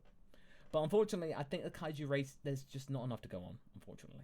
There's two ways that I could see you being able to bring the Saiya Buster back. One, introduce Hirudegarn into the canon, so that Saiya Buster can fight Hirudegarn. And two, give the Pride Troopers their own mechs. Oh, I get the feeling that the Saiya Buster I am using for the Namek saga, basically as transportation. Because basically the jets on that are being able to travel across the world really quickly. So Bulma would use that to travel in space. Almost kind of like as the scout party, to be able to act as like the, transportation. So there you go. So I'd say it'd be like that. Mazik1988. What if Goku opened a dojo after he became the world champion? Possibly with Yamcha and Krillin as teachers as well to allow him time alone to train. It's a good idea, but the thing is, though, Goku is incredibly selfish. The fact is, though, he is a very antisocial person, normally. So basically, when he's not, like, trying to save the world, he's very selfish. Like, he basically went off to have a quiet life in the forest where he is used to with Chi-Chi. And that's what he did. But if Goku did, he probably wouldn't be a very good master of it, but Krillin and Yamcha probably would be good assistants. So basically that is a good qualifier to have them help out. But in terms of Goku being the head honcho, it wouldn't be a very well run one. Yamcha and Krillin would have to be the main, almost the faces of the dojo. Basically, they'd have to sell the fact you could learn to be like the world champion Son Goku and stuff like that. They'd have to be good assistants, definitely. BT99. What if Belmod, was the god of destruction in the Universe 7 instead of Beerus?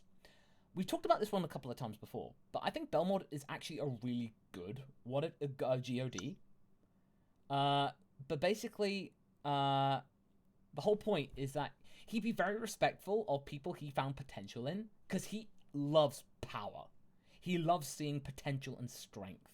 He would admire Goku and really respect him and find him interesting. And if he got to know Goku, he would say, "My boy, I'm going to make sure that you become the strongest you could possibly be." And he'd probably be like, and at the same time though, if Goku said, "I don't want to be a GOD," he would say, "No, you are going to be. I am going to make you." Like, he would insist. Like, "You are going to be this. I'm going to force you." I don't recall asking. Yes, who is the god here? Something like that. It would cause this awkward tension, certainly. Okay. David H. What if future Bulma used Dr. Gero's research to create a bio-android Saiyan to protect the future after Trunks is killed in Perfect Cell?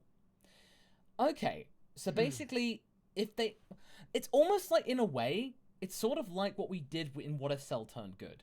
If she used the information in the DNA to gestate a proto-cell, or something like that was more Saiyan DNA, like almost redress the DNA types of it, then, it's something that she could realistically do as a project, I think.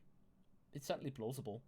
But I think Trunks gets a test tube baby little brother. Yeah, almost. Like, say, "Trunks, you have a brother, but it's a very unconventional one." Something like that. It's a bug brother. It's a bug brother. Oh yeah, I always wanted a bug brother. This is the dream of any 8-year-old. We will call you Bronx. Yeah. Podo. Also, would the Undertale monster's magical powers be something that could be sense tracked like Ki, or would it be similar to God Ki? Well, the thing is, though, that kind of magic, it's mana, not necessarily Ki. Chi and mana are, in theory, two different things. Yeah. So, yeah. There is a little bit of an interesting dichotomy there, though, because the magic of the monsters in Undertale is apparently linked to their life force, and that's a bit more like Chi in that regard. But when it comes to the differentiation between like Chi, Ki, mana, prana, all that kind of different stuff, more often than not, mana as a fuel for magical things, at least in the DBZ world, the power that fuels magic is distinctly different from Ki. So if you were going to cross them over, I would say that the monsters from Undertale are using magic, not Ki. But they are using it like the key, like the other characters use the key. As far as being sensed or tracked, I think it would be a situation where it's like you would need another magic user. Like, I'd say that none of the Z fighters would probably be able to detect it, but they could probably get somebody like Baba, or even the Elder Kai to sense it. Yeah. Okay. That's good. That free diet water. Not a what if question, but during the what if Goku beat Roshi, would Goku have died to the Devilmite Beam? No. Because the thing is, like, he's selfish, but he's not evil. That's the difference. He is a very selfish and, like, self-centered person, but if push came to shove, he would step up and do the right thing if he needed to. He wouldn't like He's it. misguided. He's He misguided. turns onto people. He he sees as evil, like like Piccolo, like TN, but he never really targets people that are good. No, exactly. So, that is a good qualifier and a good thing to point out there. Dark Cloud Alpha. What if Piccolo fused with embryonic Cell as opposed to Kami? Because technically through their shared Namekian DNA to gain a new power form. You see, that's an interesting point, but I don't think there's enough DNA for it to actually make a viable fusion. I think you require, and also you require the consent of the other person.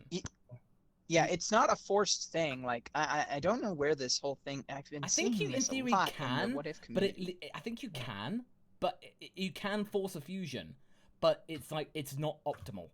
It wouldn't make a very efficient one. And when it comes to Cell, I think that Cell probably doesn't have a whole ton of Namekian DNA in him. In point of fact, it's not until after he attacks Piccolo and gets more of Piccolo's DNA incorporated into his biomass by draining his arm. It's not until after that fact that he even learns about his own ability to regenerate. So there's a distinct possibility that he may not have had full-on regeneration. He may have just had an advanced sort of healing rate just from his Namekian DNA. Little enough DNA that he had advanced healing, but not full-on regeneration until after he fought Piccolo and got more DNA from him. And still, guys, he's a Bagman. He's a Bagman that has some traits from a Namekian, but doesn't make him a Namekian. Yeah. Okay. Manifesto. In relation to Super Broly again, I think I've asked this before. What if Broly after the movie found a way to get stronger without so much anger, plus training and fighting for the right reasons? Well, that's kind of what it's alluded to with Goku coming to train. That whole point is that Goku is there to train Broly in how to control his potential and anger into a way which is more constructive and less likely to destroy the planet. And to turn training into not something that's fun. Forced, and not something that's forced, but a fun activity, allowing Broly to flourish, pretty much. Yeah. Basically, it's allowing Broly to actually have a life, almost that kind of thing. So it's almost like that in a way. Kenshin491. What if Perfect Baby made the perfect world? Well, then it'd be perfect. If I had an opposite to the bad end tune, it would be perfect. Because it's the perfect baby in the perfect world. Totally. Man, the characters that we have come up with because of these streams. Oh, these in-jokes, the fact that you have I can already told you that I'm making efforts to make Perfect Baby a thing. Oh my. Oh goodness. Alright, Red Dragon Force 2. What if the perfect fusion dance was permanent for non-Metamorans opposite to the Potara? Sort of like an ultimate perfect fusion that is perfect.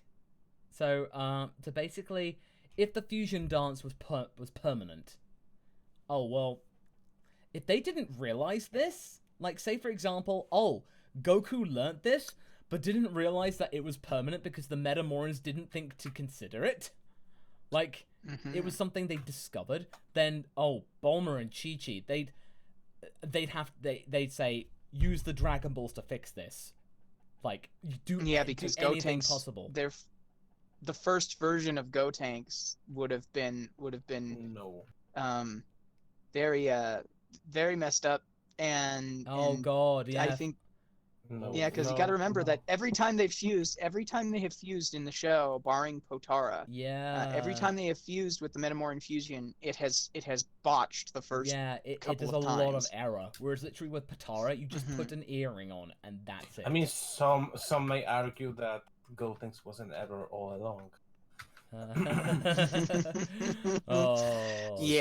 Some nasty people, Some nasty people. But Excuse basically me. the perfect fusion. But okay, no, fat or skinny. But okay, so basically, Red Dragon Force is clarifying if it only works on perfect fusions, like if it was done correctly. Oh. Well, in that case, if it was Gotenks, then I think Bulma and Chi-Chi would basically say, "Look, you have got to fix this. I don't care how you do it. You say use the Dragon Balls to separate them." They would think, use the Dragon Balls or something. Yeah, no, certainly. It's pretty much my nightmare scenario because I'm one of those people who really, really dislike Gotenks, at least as he's been portrayed in just about every... Gotenks is a gimmick. It's a gimmick, pretty much. So it is. It totally is. And it's the one thing that I wish that when it comes to them properly aging the kids instead of keeping them in age limbo like they've done with Dragon Ball Super, is I actually wanted to see like Gotenks become a better character because Goten and Trunks are becoming more mature, better people. Yeah. And it's not happening, and I'm so No. upset about it. Alas, yeah, that's true. Kenshin491, MasakoX, the furries have long taken over. Oh, I know. But to be fair, I don't mind furries. I really don't mind them because hey, my boss is a furry. Kaiser is a furry. We all know this. I mean, like, come on. Yep. And honestly, seriously, I have no bugbears. If you are I have no if you are beefs a at all. furry, then all the power to you. Fair enough. You do you. Yep. You do you. Because to be Indeed. honest, if it makes you happy, that's the main thing. That's absolutely like Mhm. that. Taylor Burns. What if Tarbell replaced hang on, sorry, I lost my place there for a second. Oh, there we go. What if Tarbell replaced Broly, has Broly's power in DBS, and was with his mom on Vampa, exiled there because King Vegeta thought he was too weak? So basically, if he had the Queen or something like that, or whatever, was the mother of Tarbell, I would say if he did, then he probably would have been able to adapt eventually. He'd had to. And if he has Broly's power potential, but it's just hidden, unlike Broly's was, it would have been an interesting dynamic to see Tarbell come in as the younger brother to Vegeta, Yeah. purported to be weaker, actually stronger. A sleeper. You almost have this dark sort of opposite scenario compared to the Goku Raditz reunion, you know. And it would have been interesting. I think that a lot of stuff that that gives Vegeta a little bit more to do apart from Goku is interesting. Although I do think they both, Vegeta and Goku, still get way too much screen time over the other characters. Agreed. I just at this time I imagine, this the one time we got that scenario. What if Tarbell was the stronger brother, and we got that he has normal Tarbell head, but he's absolutely jacked, and I have that image, and he's happy-go-lucky. Oh, hello, older brother. How are you? Where are you? I cannot see you from up there, older brother. Oh. Red Dragon Force 2. Zekrom asks, what if Earth and Mobius were the same planet? How would that affect the Dragon Ball timeline as well as the Sonic timeline? Well, the thing is, though, is that if they were all the same timeline, there wouldn't really be much difference. They just adapt. And to be honest, there are anthropomorphic characters in Dragon Ball anyway, so it just wouldn't be that different. It would just be... If Earth and Mobius were the same planet, then you have the problem of Dr. Gero and Dr. Robotnik teaming up. Because Robotnik invented the roboticizer, which is pretty much half of the effort of building an android gone, because you can literally just utilize nanomachine technology to turn organic beings into robots. Yeah, exactly. Into androids and gynoids. So you'd wind up in a scenario where Sonic and Goku have to team up to defeat the combined power of Dr. Gero and Dr. Robotnik. And it's super silly, but I almost want to see like fan art of it. But the thing is though about all of this is that the roboticizer is pretty lame because all that Sonic has to do is bop it on the head, and it's free. Boom. Hey Sonic, can we hit it really hard? And yeah, Frieza would like to get rid of Sonic because he would realize after seeing him, after absorbing the power of all Chaos Emeralds, that he's the legendary Super Hedgehog. I'm pretty sure those Hedgehog guys that that 7-3 has absorbed had the legend of legendary Super Hedgehog. There is a reference to Sonic and Hedgehog. There is a reference to Sonic in there. There has to be for that one. Jeez. Post-Human Heresy, thank you very much for your contribution. White Oak 19, what if Future Trunks and Mai ended up in one of the other shonen worlds while looking for a new home? It'd be a damn sight better than what actually happened to them. But honestly, if they ended up in another shonen world, they probably would be wanting to have a quiet life. Because the last thing they want is to get involved in action. Right now, they just want to live a normal life without anyone persecuting them. Seriously. Now I'm imagining Trunks and Mai being sent to like the My Hero Academia timeline and just being frustrated as all hell. No, but being background characters, like We are not Take a doing step anything. back.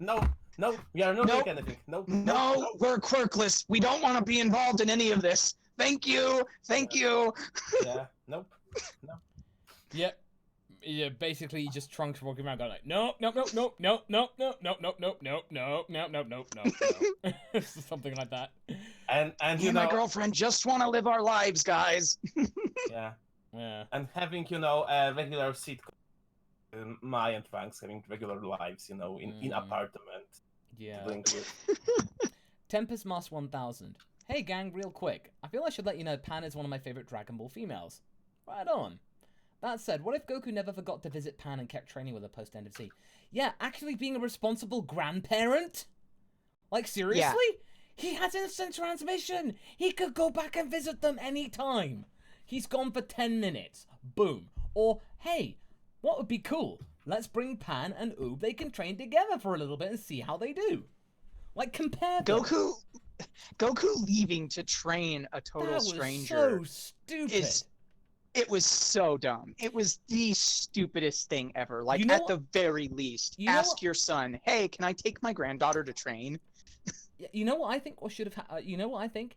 This is my theory. Toriyama just wanted to come up with any kind of excuse to go like, "It's done. It's done. No difference. We're done." Like he's basically just doing every single thing possible to make sure that nothing could happen. It's just he goes off with an apprentice. That's it. The end. Done. Now where's my check? I want to go and take a nap. Pretty much. He's doing everything possible to kind of just stop anything from happening. But basically, that's what should have happened. That is really what should have happened. And it would also have made sure that there's no resentment between Pan and Goku in GT. There was a resentment in there. Like Yeah, there was a bit of a resentment. that would have been gone immediately. So pretty much that's my answer. Manifesto. What if post-Tournament of Power Jiren and Full Power Super Broly fought each other seriously, and this fight took place sometime after the Broly movie? Who would win? Broly. Broly, so totally, because Jiren would get frustrated, and the fact is though, Ultra Instinct Goku was able to beat Jiren. Yeah, mastered Ultra Instinct. But Broly would just keep on going and going and going, and just reach ultimate capacity, and Jiren wouldn't be able to, top it out. And ultimately, Broly would just keep on growing, and Jiren would tire out. So Broly would win. Yeah, we do see that Jiren does lose his stamina and tires out. Yeah. And remember, as stupid and ludicrous as it is to consider, the Tournament of Power is supposed to have lasted less than an hour. Yeah, 48 So, minutes. Yeah. That kind of strenuous activity draining Jiren as much as it did, to the point to where 17 and Golden Frieza could give him trouble, to the point to where evolved Super Saiyan Blue Vegeta could give him trouble.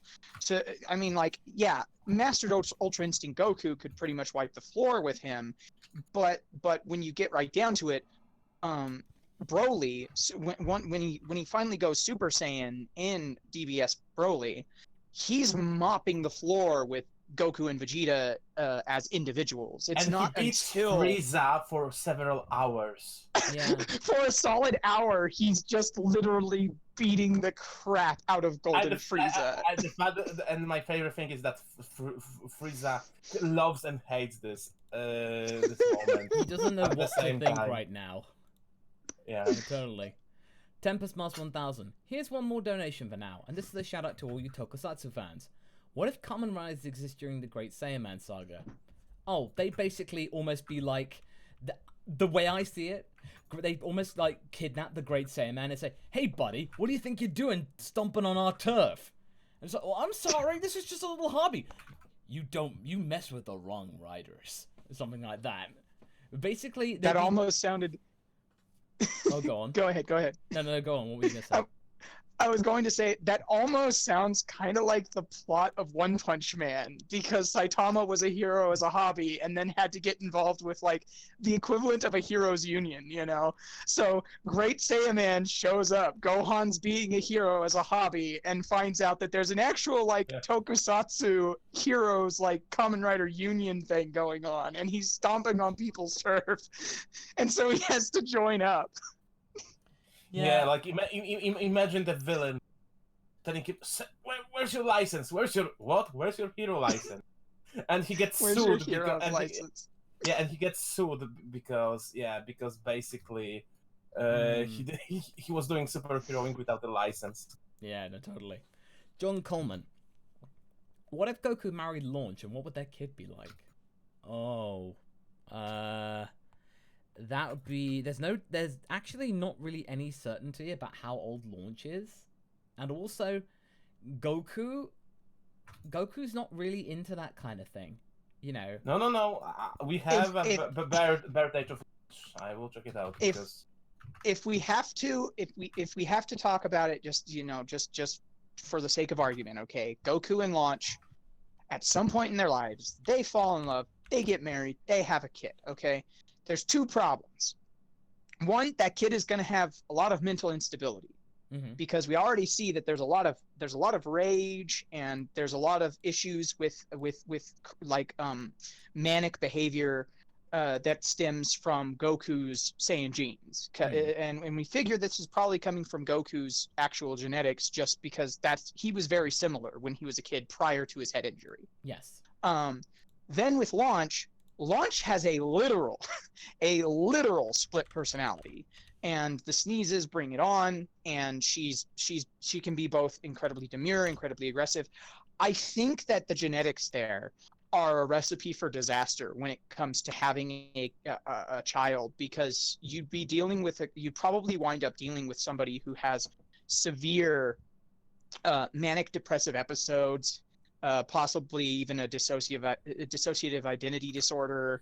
And this is going purely based off of the genetics, like if that comes into play. Now, I'm sure that Launch and Goku would be perfectly reasonable parents. Launch would probably even let Goku train their theoretical child, but I can see a lot of potential problems coming up there. More so even than the theoretical problems that were present just by, when you created R&R and you had Raditz and Launch have a daughter. Well, it does create some kind of confusions and stuff like that. Yeah, so I know that this isn't at all connected to the question, but Launch is the same age as Vegeta and Broly, so she's 5 years older than Goku. Oh, okay. Well, so not that. But I think Sophie's argument is very valid. Yeah, absolutely. Yeah. So, calorification. What if Goku trained with Ox King after the Red Ribbon Army? Well, it kind of goes back to what we said already. I don't think Ox King is a trainer. He is not. He has power, sure, but he's long past that. He's a king. Kings do not jump in the battlefield unless absolutely necessary. And also, he's a father. He's gonna protect, but he doesn't want to. He's not into that anymore. So I think Goku. He'd hear that Ox King's really powerful, but I think he'd be very disappointed in the fact that the Ox King's heart's not in it. There's no mentality to fight, essentially. No, there isn't. So unfortunately, Goku wouldn't really get much out of him, and I think Goku would just end up getting frustrated and leaving, and probably not be that happy with Chi-Chi. Like say, oh my god, you're just so boring, it's so dull. All right, okay, Podo. How do you feel about answering super chats that basically fall into how would a character from your what if react to someone or something from our what if? Oh, it's absolutely fine. That's the whole point. The whole point of a what if is how you'd react to another what if. It's totally fine. It's within the boundaries of what we ask, and if people want to know, then people want to know. And by the way, we want to kind of start ending this soon. So in about 5 minutes' time, we're gonna have a cutoff. So after that, please, we're gonna just stop the what ifs, because otherwise it's gonna go on for a very long time. And it is a Sunday. It is the weekend, so I want to make sure that Sophie, Haverok, and myself, we can actually have a bit of time to relax and stuff like that. Yeah. So yeah, we'll in 5 minutes we'll do a cutoff. So basically, if you want to get your what ifs, then do it in the next 5 minutes. Okay, so next up is Kenshin491. Could the Ginyu Force have a giant robot? As much as I'd like to see it, I feel like that Frieza would not say, it is not in the budget. You should be grateful that I give you extra super special unless their pods could change into a giant mech. Oh Yeah. my god. Yes. Yes. Yes. Transforming. Their pods. Yes. Yes. The Put Ginyu that pods into- transform into individual mechs that then combine into a combiner Zord. And Put now, that into gentlemen, the Bulma. dance Put of that- giant robots. Yeah, that's the Yeah. thing. Put that into Bulma trained. Oh, I'd like to. Oh, but no. Oh, because they'd hear it. They'd hear it through the Yes, scouting. They'd Yeah. hear about this, the Saiya Buster. And it'd be Yeah. called the Ginyu Buster. Yeah. Not again. Yeah. Oh, absolutely. It Oh, would be called the Toku Sentai. yeah. We'll come up with some other pun for that, but that's Yeah. that's a good idea, Kenshin. Good Yeah. one. Yeah. Screen cap that, Haverok, because if we do that, we want to give Kenshin props. Yeah. Domikage. Masako, you should make a what if Broly Raditz turn good timeline mix. I'm a big fan of all your what ifs. Please continue the Broly one. He's my favorite. Don't worry. We'll probably in January we'll get back to the Broly one. We kind of want space once that things out fairly. And Broly Raditz, we might do a crossover in the future. We don't know. But again, we'll see. Red Dragon Force 2. Augustus asks, what if Vegeta was turned into a kid alongside Goku and both had their memories erased of the events of DBZ at the same time? Oh, okay. So basically you wipe the slate clean. You know what? If in GT, if their memories regress back to where they were as kids, that'd be really interesting to see how they'd react. But at the same time, though, if they didn't have their powers, then, you know...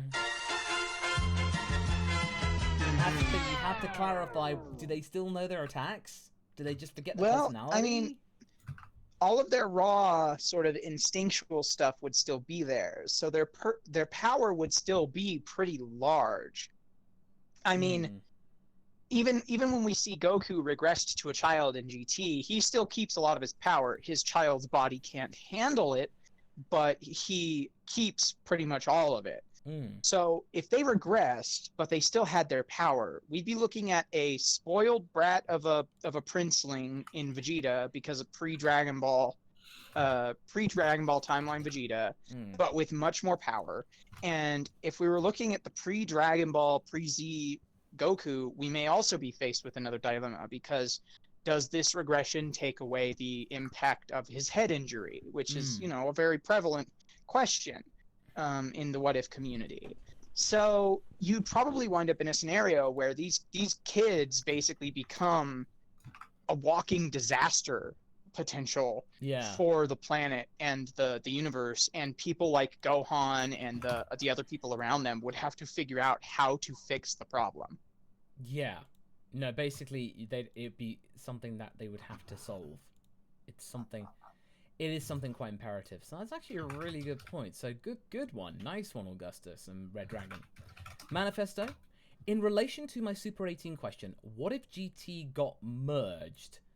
GT 18 got merged and it was a moral mental fight after working with Super 17. Emotional during the end of the arc to fight back and then team with Goku again. So okay, so basically they merge and then they demerge or something like that. So something like that after the aftermath. How would that affect 18's mood towards Goku? Well, for the longest time, 18 and Goku they're very neutral, and it's very, very unusual to say, but because I always remember that Goku and 18 very aloof, very indifferent, but I think certainly if that did happen, it would cause a lot of reflection, especially. Yeah. Okay. No, good point, Manifesto. Good one. I certainly agree. Swak. What if Dragon Ball happened in a version of Earth during the 80s? Young Goku versus USSR or CIA? Well, the thing is, though, it kind of did. Because Dragon Ball was in the 80s. Dragon Balls was conceptualized in the 80s. So it's... if you think about it, Red Ribbon Army is kinda, Kinda...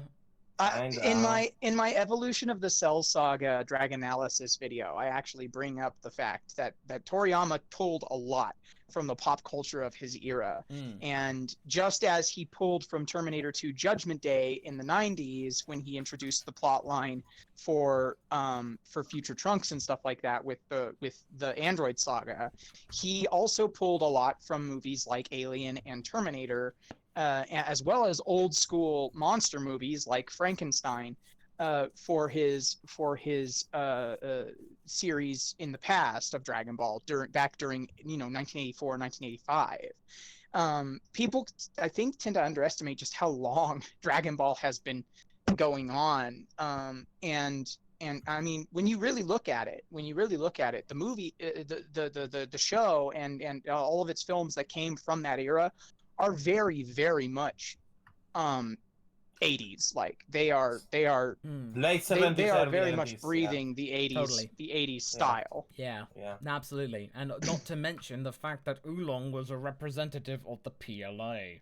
That was the point. A lot of anime at the time did poke fun at that certain organization. Think Ranma. Think that.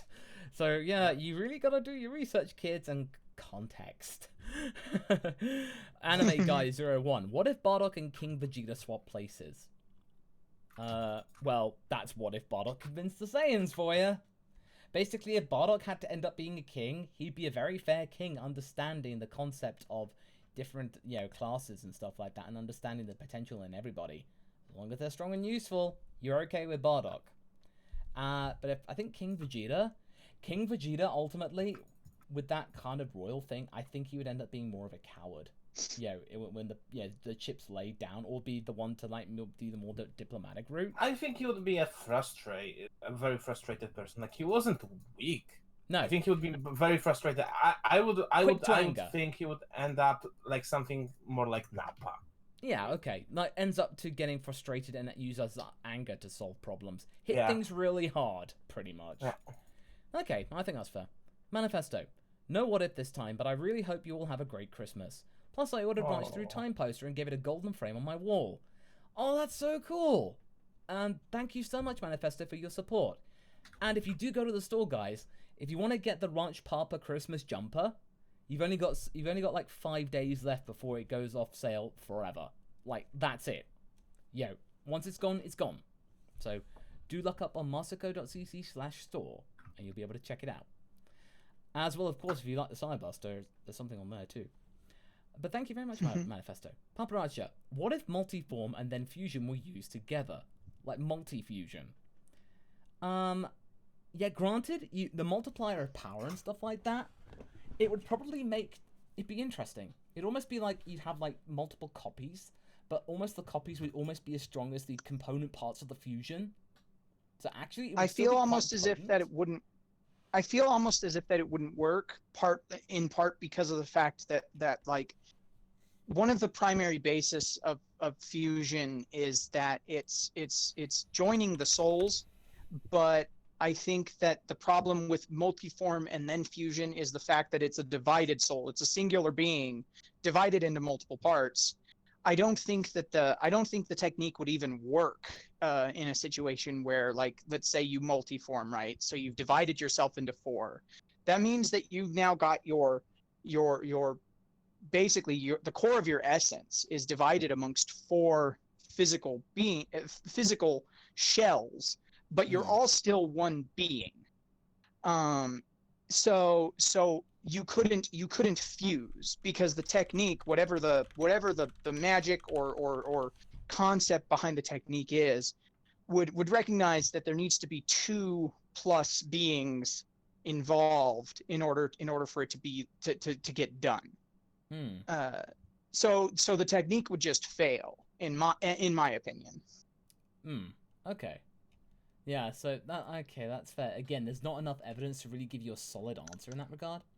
And by the way, we are now 2 hours in, so this is the cutoff point. So thank you so much, guys. Super chats, hold off on them for now. So basically, that's the end of the stream, because otherwise we want to kind of like have a good amount of time. So thank you very much. Yeah, for your we want to be able to catch up with all this stuff. Yeah, exactly. So we want to give everyone the time of day. So thank you so much, guys. That no more super chats. So we'll get through it. I think because we've got about a dozen or so left. Kenshin491. What if Broly trained with Whis after the movie? I think Whis would be down to do it because he did tussle around with Broly and was like, "Ooh, oh yes, that's fun, woo," like something like that. Just seeing this big Hulk going nuts, I think Whis is interested. But I think it would be more like a pet, not like. Oh yeah, no, it's not as meaningful as Goku and Vegeta. But that's I think a side project. Oh, it's a side project. Oh, certainly, definitely, as an entertainment almost. It would certainly. I think Beerus, he's so cute when he does that little thing. Oh, when he goes all golden like that, oh, it's just so adorable. I think I'll have to ask Ian Sinclair if I get a chance to talk to him again. Just say, would you want to train him? It's oh my, yes, absolutely. He'd make a good idea, and plus he'd leave less hair on the couch like Lord Beerus does. Oh no, wait a minute, he's a Sphinx cat, never mind. Ian loved to voice this scene. Oh yeah. Paparazzi. What if Patara lasted until earrings were removed?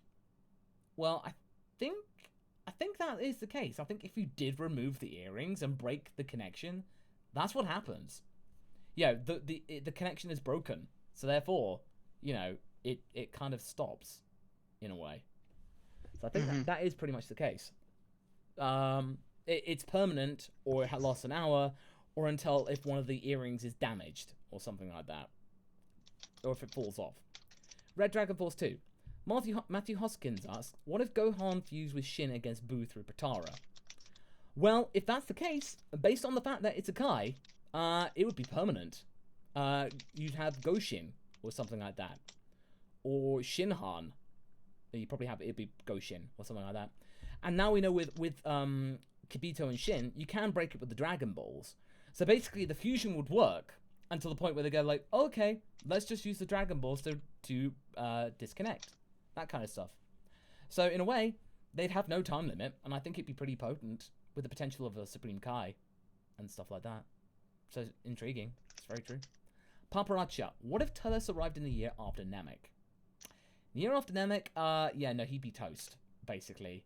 I play the music for him because, yeah, granted, if he had power and he had trained a bit more, everything would still be like. It would certainly be. Take care, Mazik. Have a good time. But basically, I think that's the case. So yeah, so I think Turles would just be more meaningful, unless he was able to plant the Tree of Might somewhere else. That's the factor. Paparazzi again thinking in relation to Earth and Mobius being the same thing. I thought Earth was Mobius, so okay, that's fair enough. Manifesto again. No, what if? Is it possible that there'll be a second Saiya-Con in the future? It had great reception, didn't it? Well, Manifesto, I'd say for a first year it wasn't bad, and I would certainly I'd certainly be down to host a second one. Definitely, we need a Dragon Ball convention in the UK. There's so many fans here. And it could have been run better, and I have given my feedback to the organizers, which can then go on to be making a better convention, even better one, in 2021. I think they need a couple of years to kind of like build it up again. But I think I'd certainly be down for another Saiya-Con. It's certainly good. Manifesto, there isn't another backlog. It's just we want to kind of just wrap things up. So that means we're not going for 3 hours. So yeah, we're ending at 2 hours 30 today for the sake of our health and the remainder of our weekend. Yeah, exactly. Absolutely. Paparazzi, what if Goten and Bra got together? Well, we kind of sort of alluding to that in the What If Nappa. In the What If Nappa universe, we're sort of alluding to that. And honestly, it would be kind of cute. It would be kind of cute later on.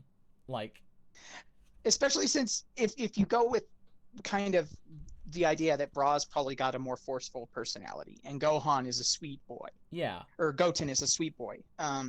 Bra and Goten really pair very well together in that regard. It's almost reminiscent of the Gohan Videl dynamic to a certain extent. Sort of, yeah. In that Videl was a lot more of a firebrand, whereas Gohan was this soft and kind-hearted boy. Goten's even more so compared to Gohan, and Bra's got Vegeta for a father. Yeah. So... well, there you go. That's pretty much that. Yeah. And like I think Goten is the only one of like the earliest member of Goku's family that Vegeta truly likes, honestly likes. And we do not talk about GT Gohan in this house. Yeah, Or Goten. GT Goten. yeah, we did GT Goten, we don't talk. we did allude to Haverok's thoughts of that in R&R episode 2. Like Vegeta, even when he was being a douche, he did at least acknowledge that Goten had some potential. So yeah. Paparazzi again. What if Chaozu was in My Hero Academia? Well, he does have a quirk in telekinesis. He does have that. So basically, that would be his quirk. He'd just have the power to read minds and be able to like control things with his mind. So I think he'd actually fit in quite well.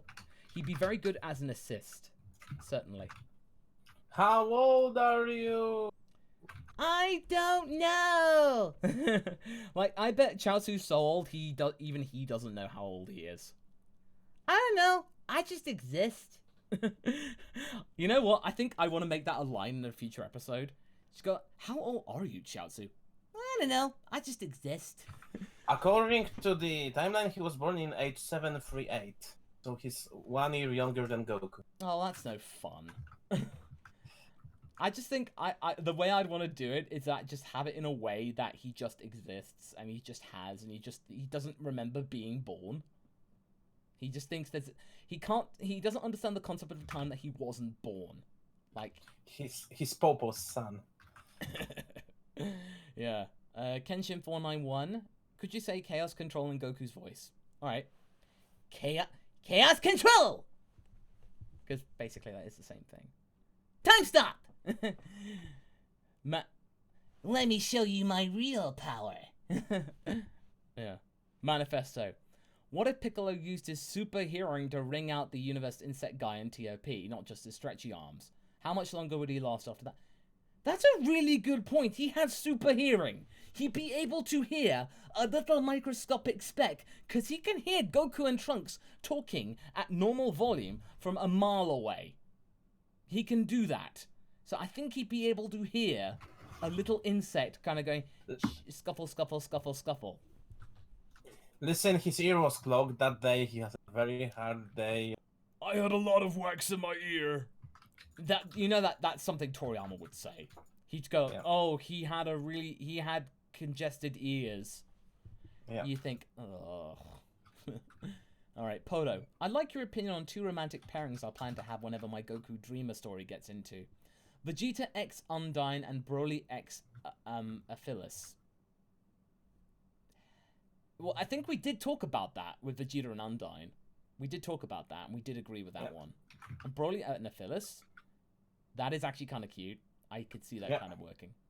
Sort of. On my Philly's getting, Yeah, no, I think we can go with you, Podo. Alphys, I mean, Alphys. Alphys, sorry. It's been a while. Yeah. Alphys getting Broly into anime. Yeah. Could you imagine?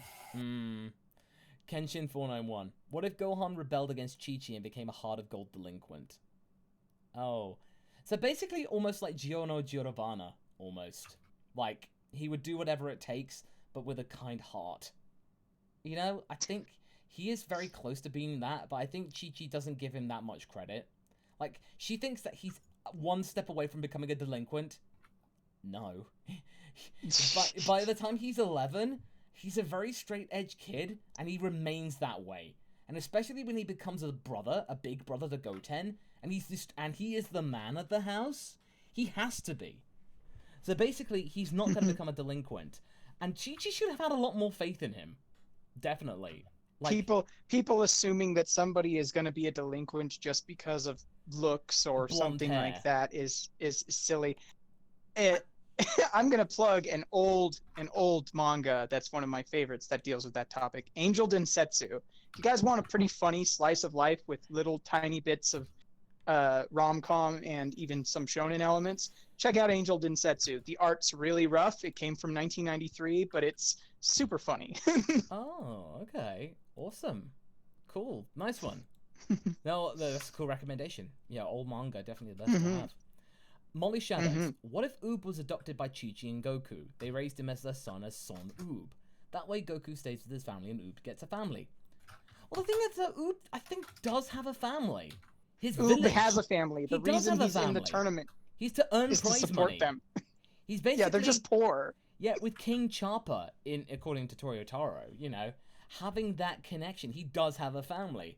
So basically, he's just, it'd be Goku going, "I'm gonna take your kid, bye." It's just like that. It's just like Goku would no. He does have a family. He's just there to win prize money for them, and his village. So yeah, in a way, I do see your point, Molly. That is a very fair point, and I do see the good intentions in there, but it's not necessary. As 16 would say, appreciated, but unnecessary. 01. What if Vegeta was raised by Grandpa Gohan? Ooh. Well, Vegeta didn't have the bump on the noggin, and he was older. He was like a 5 or 6 year old at the time. So basically, Grandpa Gohan would have to I don't think Gohan would tolerate Vegeta's impertinence. And also, Vegeta is actually quite strong. So I think the thing is, though, Vegeta would grow tired and get impatient, and Gohan would off him quite quickly. He would tolerate him because he had food, but if Gohan just basically told him not to do anything, then, he would ultimately just kind of yeah, so basically, yeah. Yeah, I think it would not end well. But basically, I think with Andres Morero, so that will be the last one. What if the souls of Dr. Gero and Dr. Wheelo were fused and then reincarnated? Well, stranger things have happened, I will say. I mean, Dr. Wheelo. Dr. Wheelo. No, basically from the Bandai Dragon Ball Super card game. That voiceover with Dr. Wheelo. Wheelo. Yeah. Wow, wee wo. So basically, if they did, it'd be very interesting. Basically, I'd almost say that they'd have an aversion to a brain in a jar. But basically, in a way, they ended up being inanimate objects. Like Gero became a supercomputer, and Wheeler became a brain in a jar. So a brain inside of a computer. You know that Toriyama would do something quite meta and just combine the two.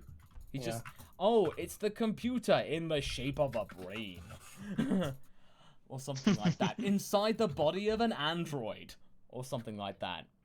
With a mustache. No, with a great big bushy beard. Yeah. Or something like that. Red Dragon Force says they basically become Mother Brain. Yes. Yeah. That's not an unfair assessment. They will become Grandfather Brain. That's not inaccurate. Okay, that's fair. Alright, okay, with that, we are donezo for today. So thank you so much, everybody. Indeed. And thank you so much for your patience with the whole internet problems from Thursday. Normal service shall resume next week. Either as a round table or as a manga debrief. We shall see which one we're able to do. So, yes, and we will celebrate Sophie's birthday next week. Hey, Yay! awesome. Yeah. Yeah. Thank that'd be you. good. But yeah, so thank you so much for tuning in, guys. I hope you have a good rest of your weekend. And thank you so much again for your contributions. They really do help out the channel, which means that we can continue to make what-ifs and be total nerds on the internet. So until next time, guys, I hope you're doing well. And the next video I'll see you on is the next Top 24 DBZA Moment Advent Special tomorrow. So take care, guys. Bye. See ya. Have a good one.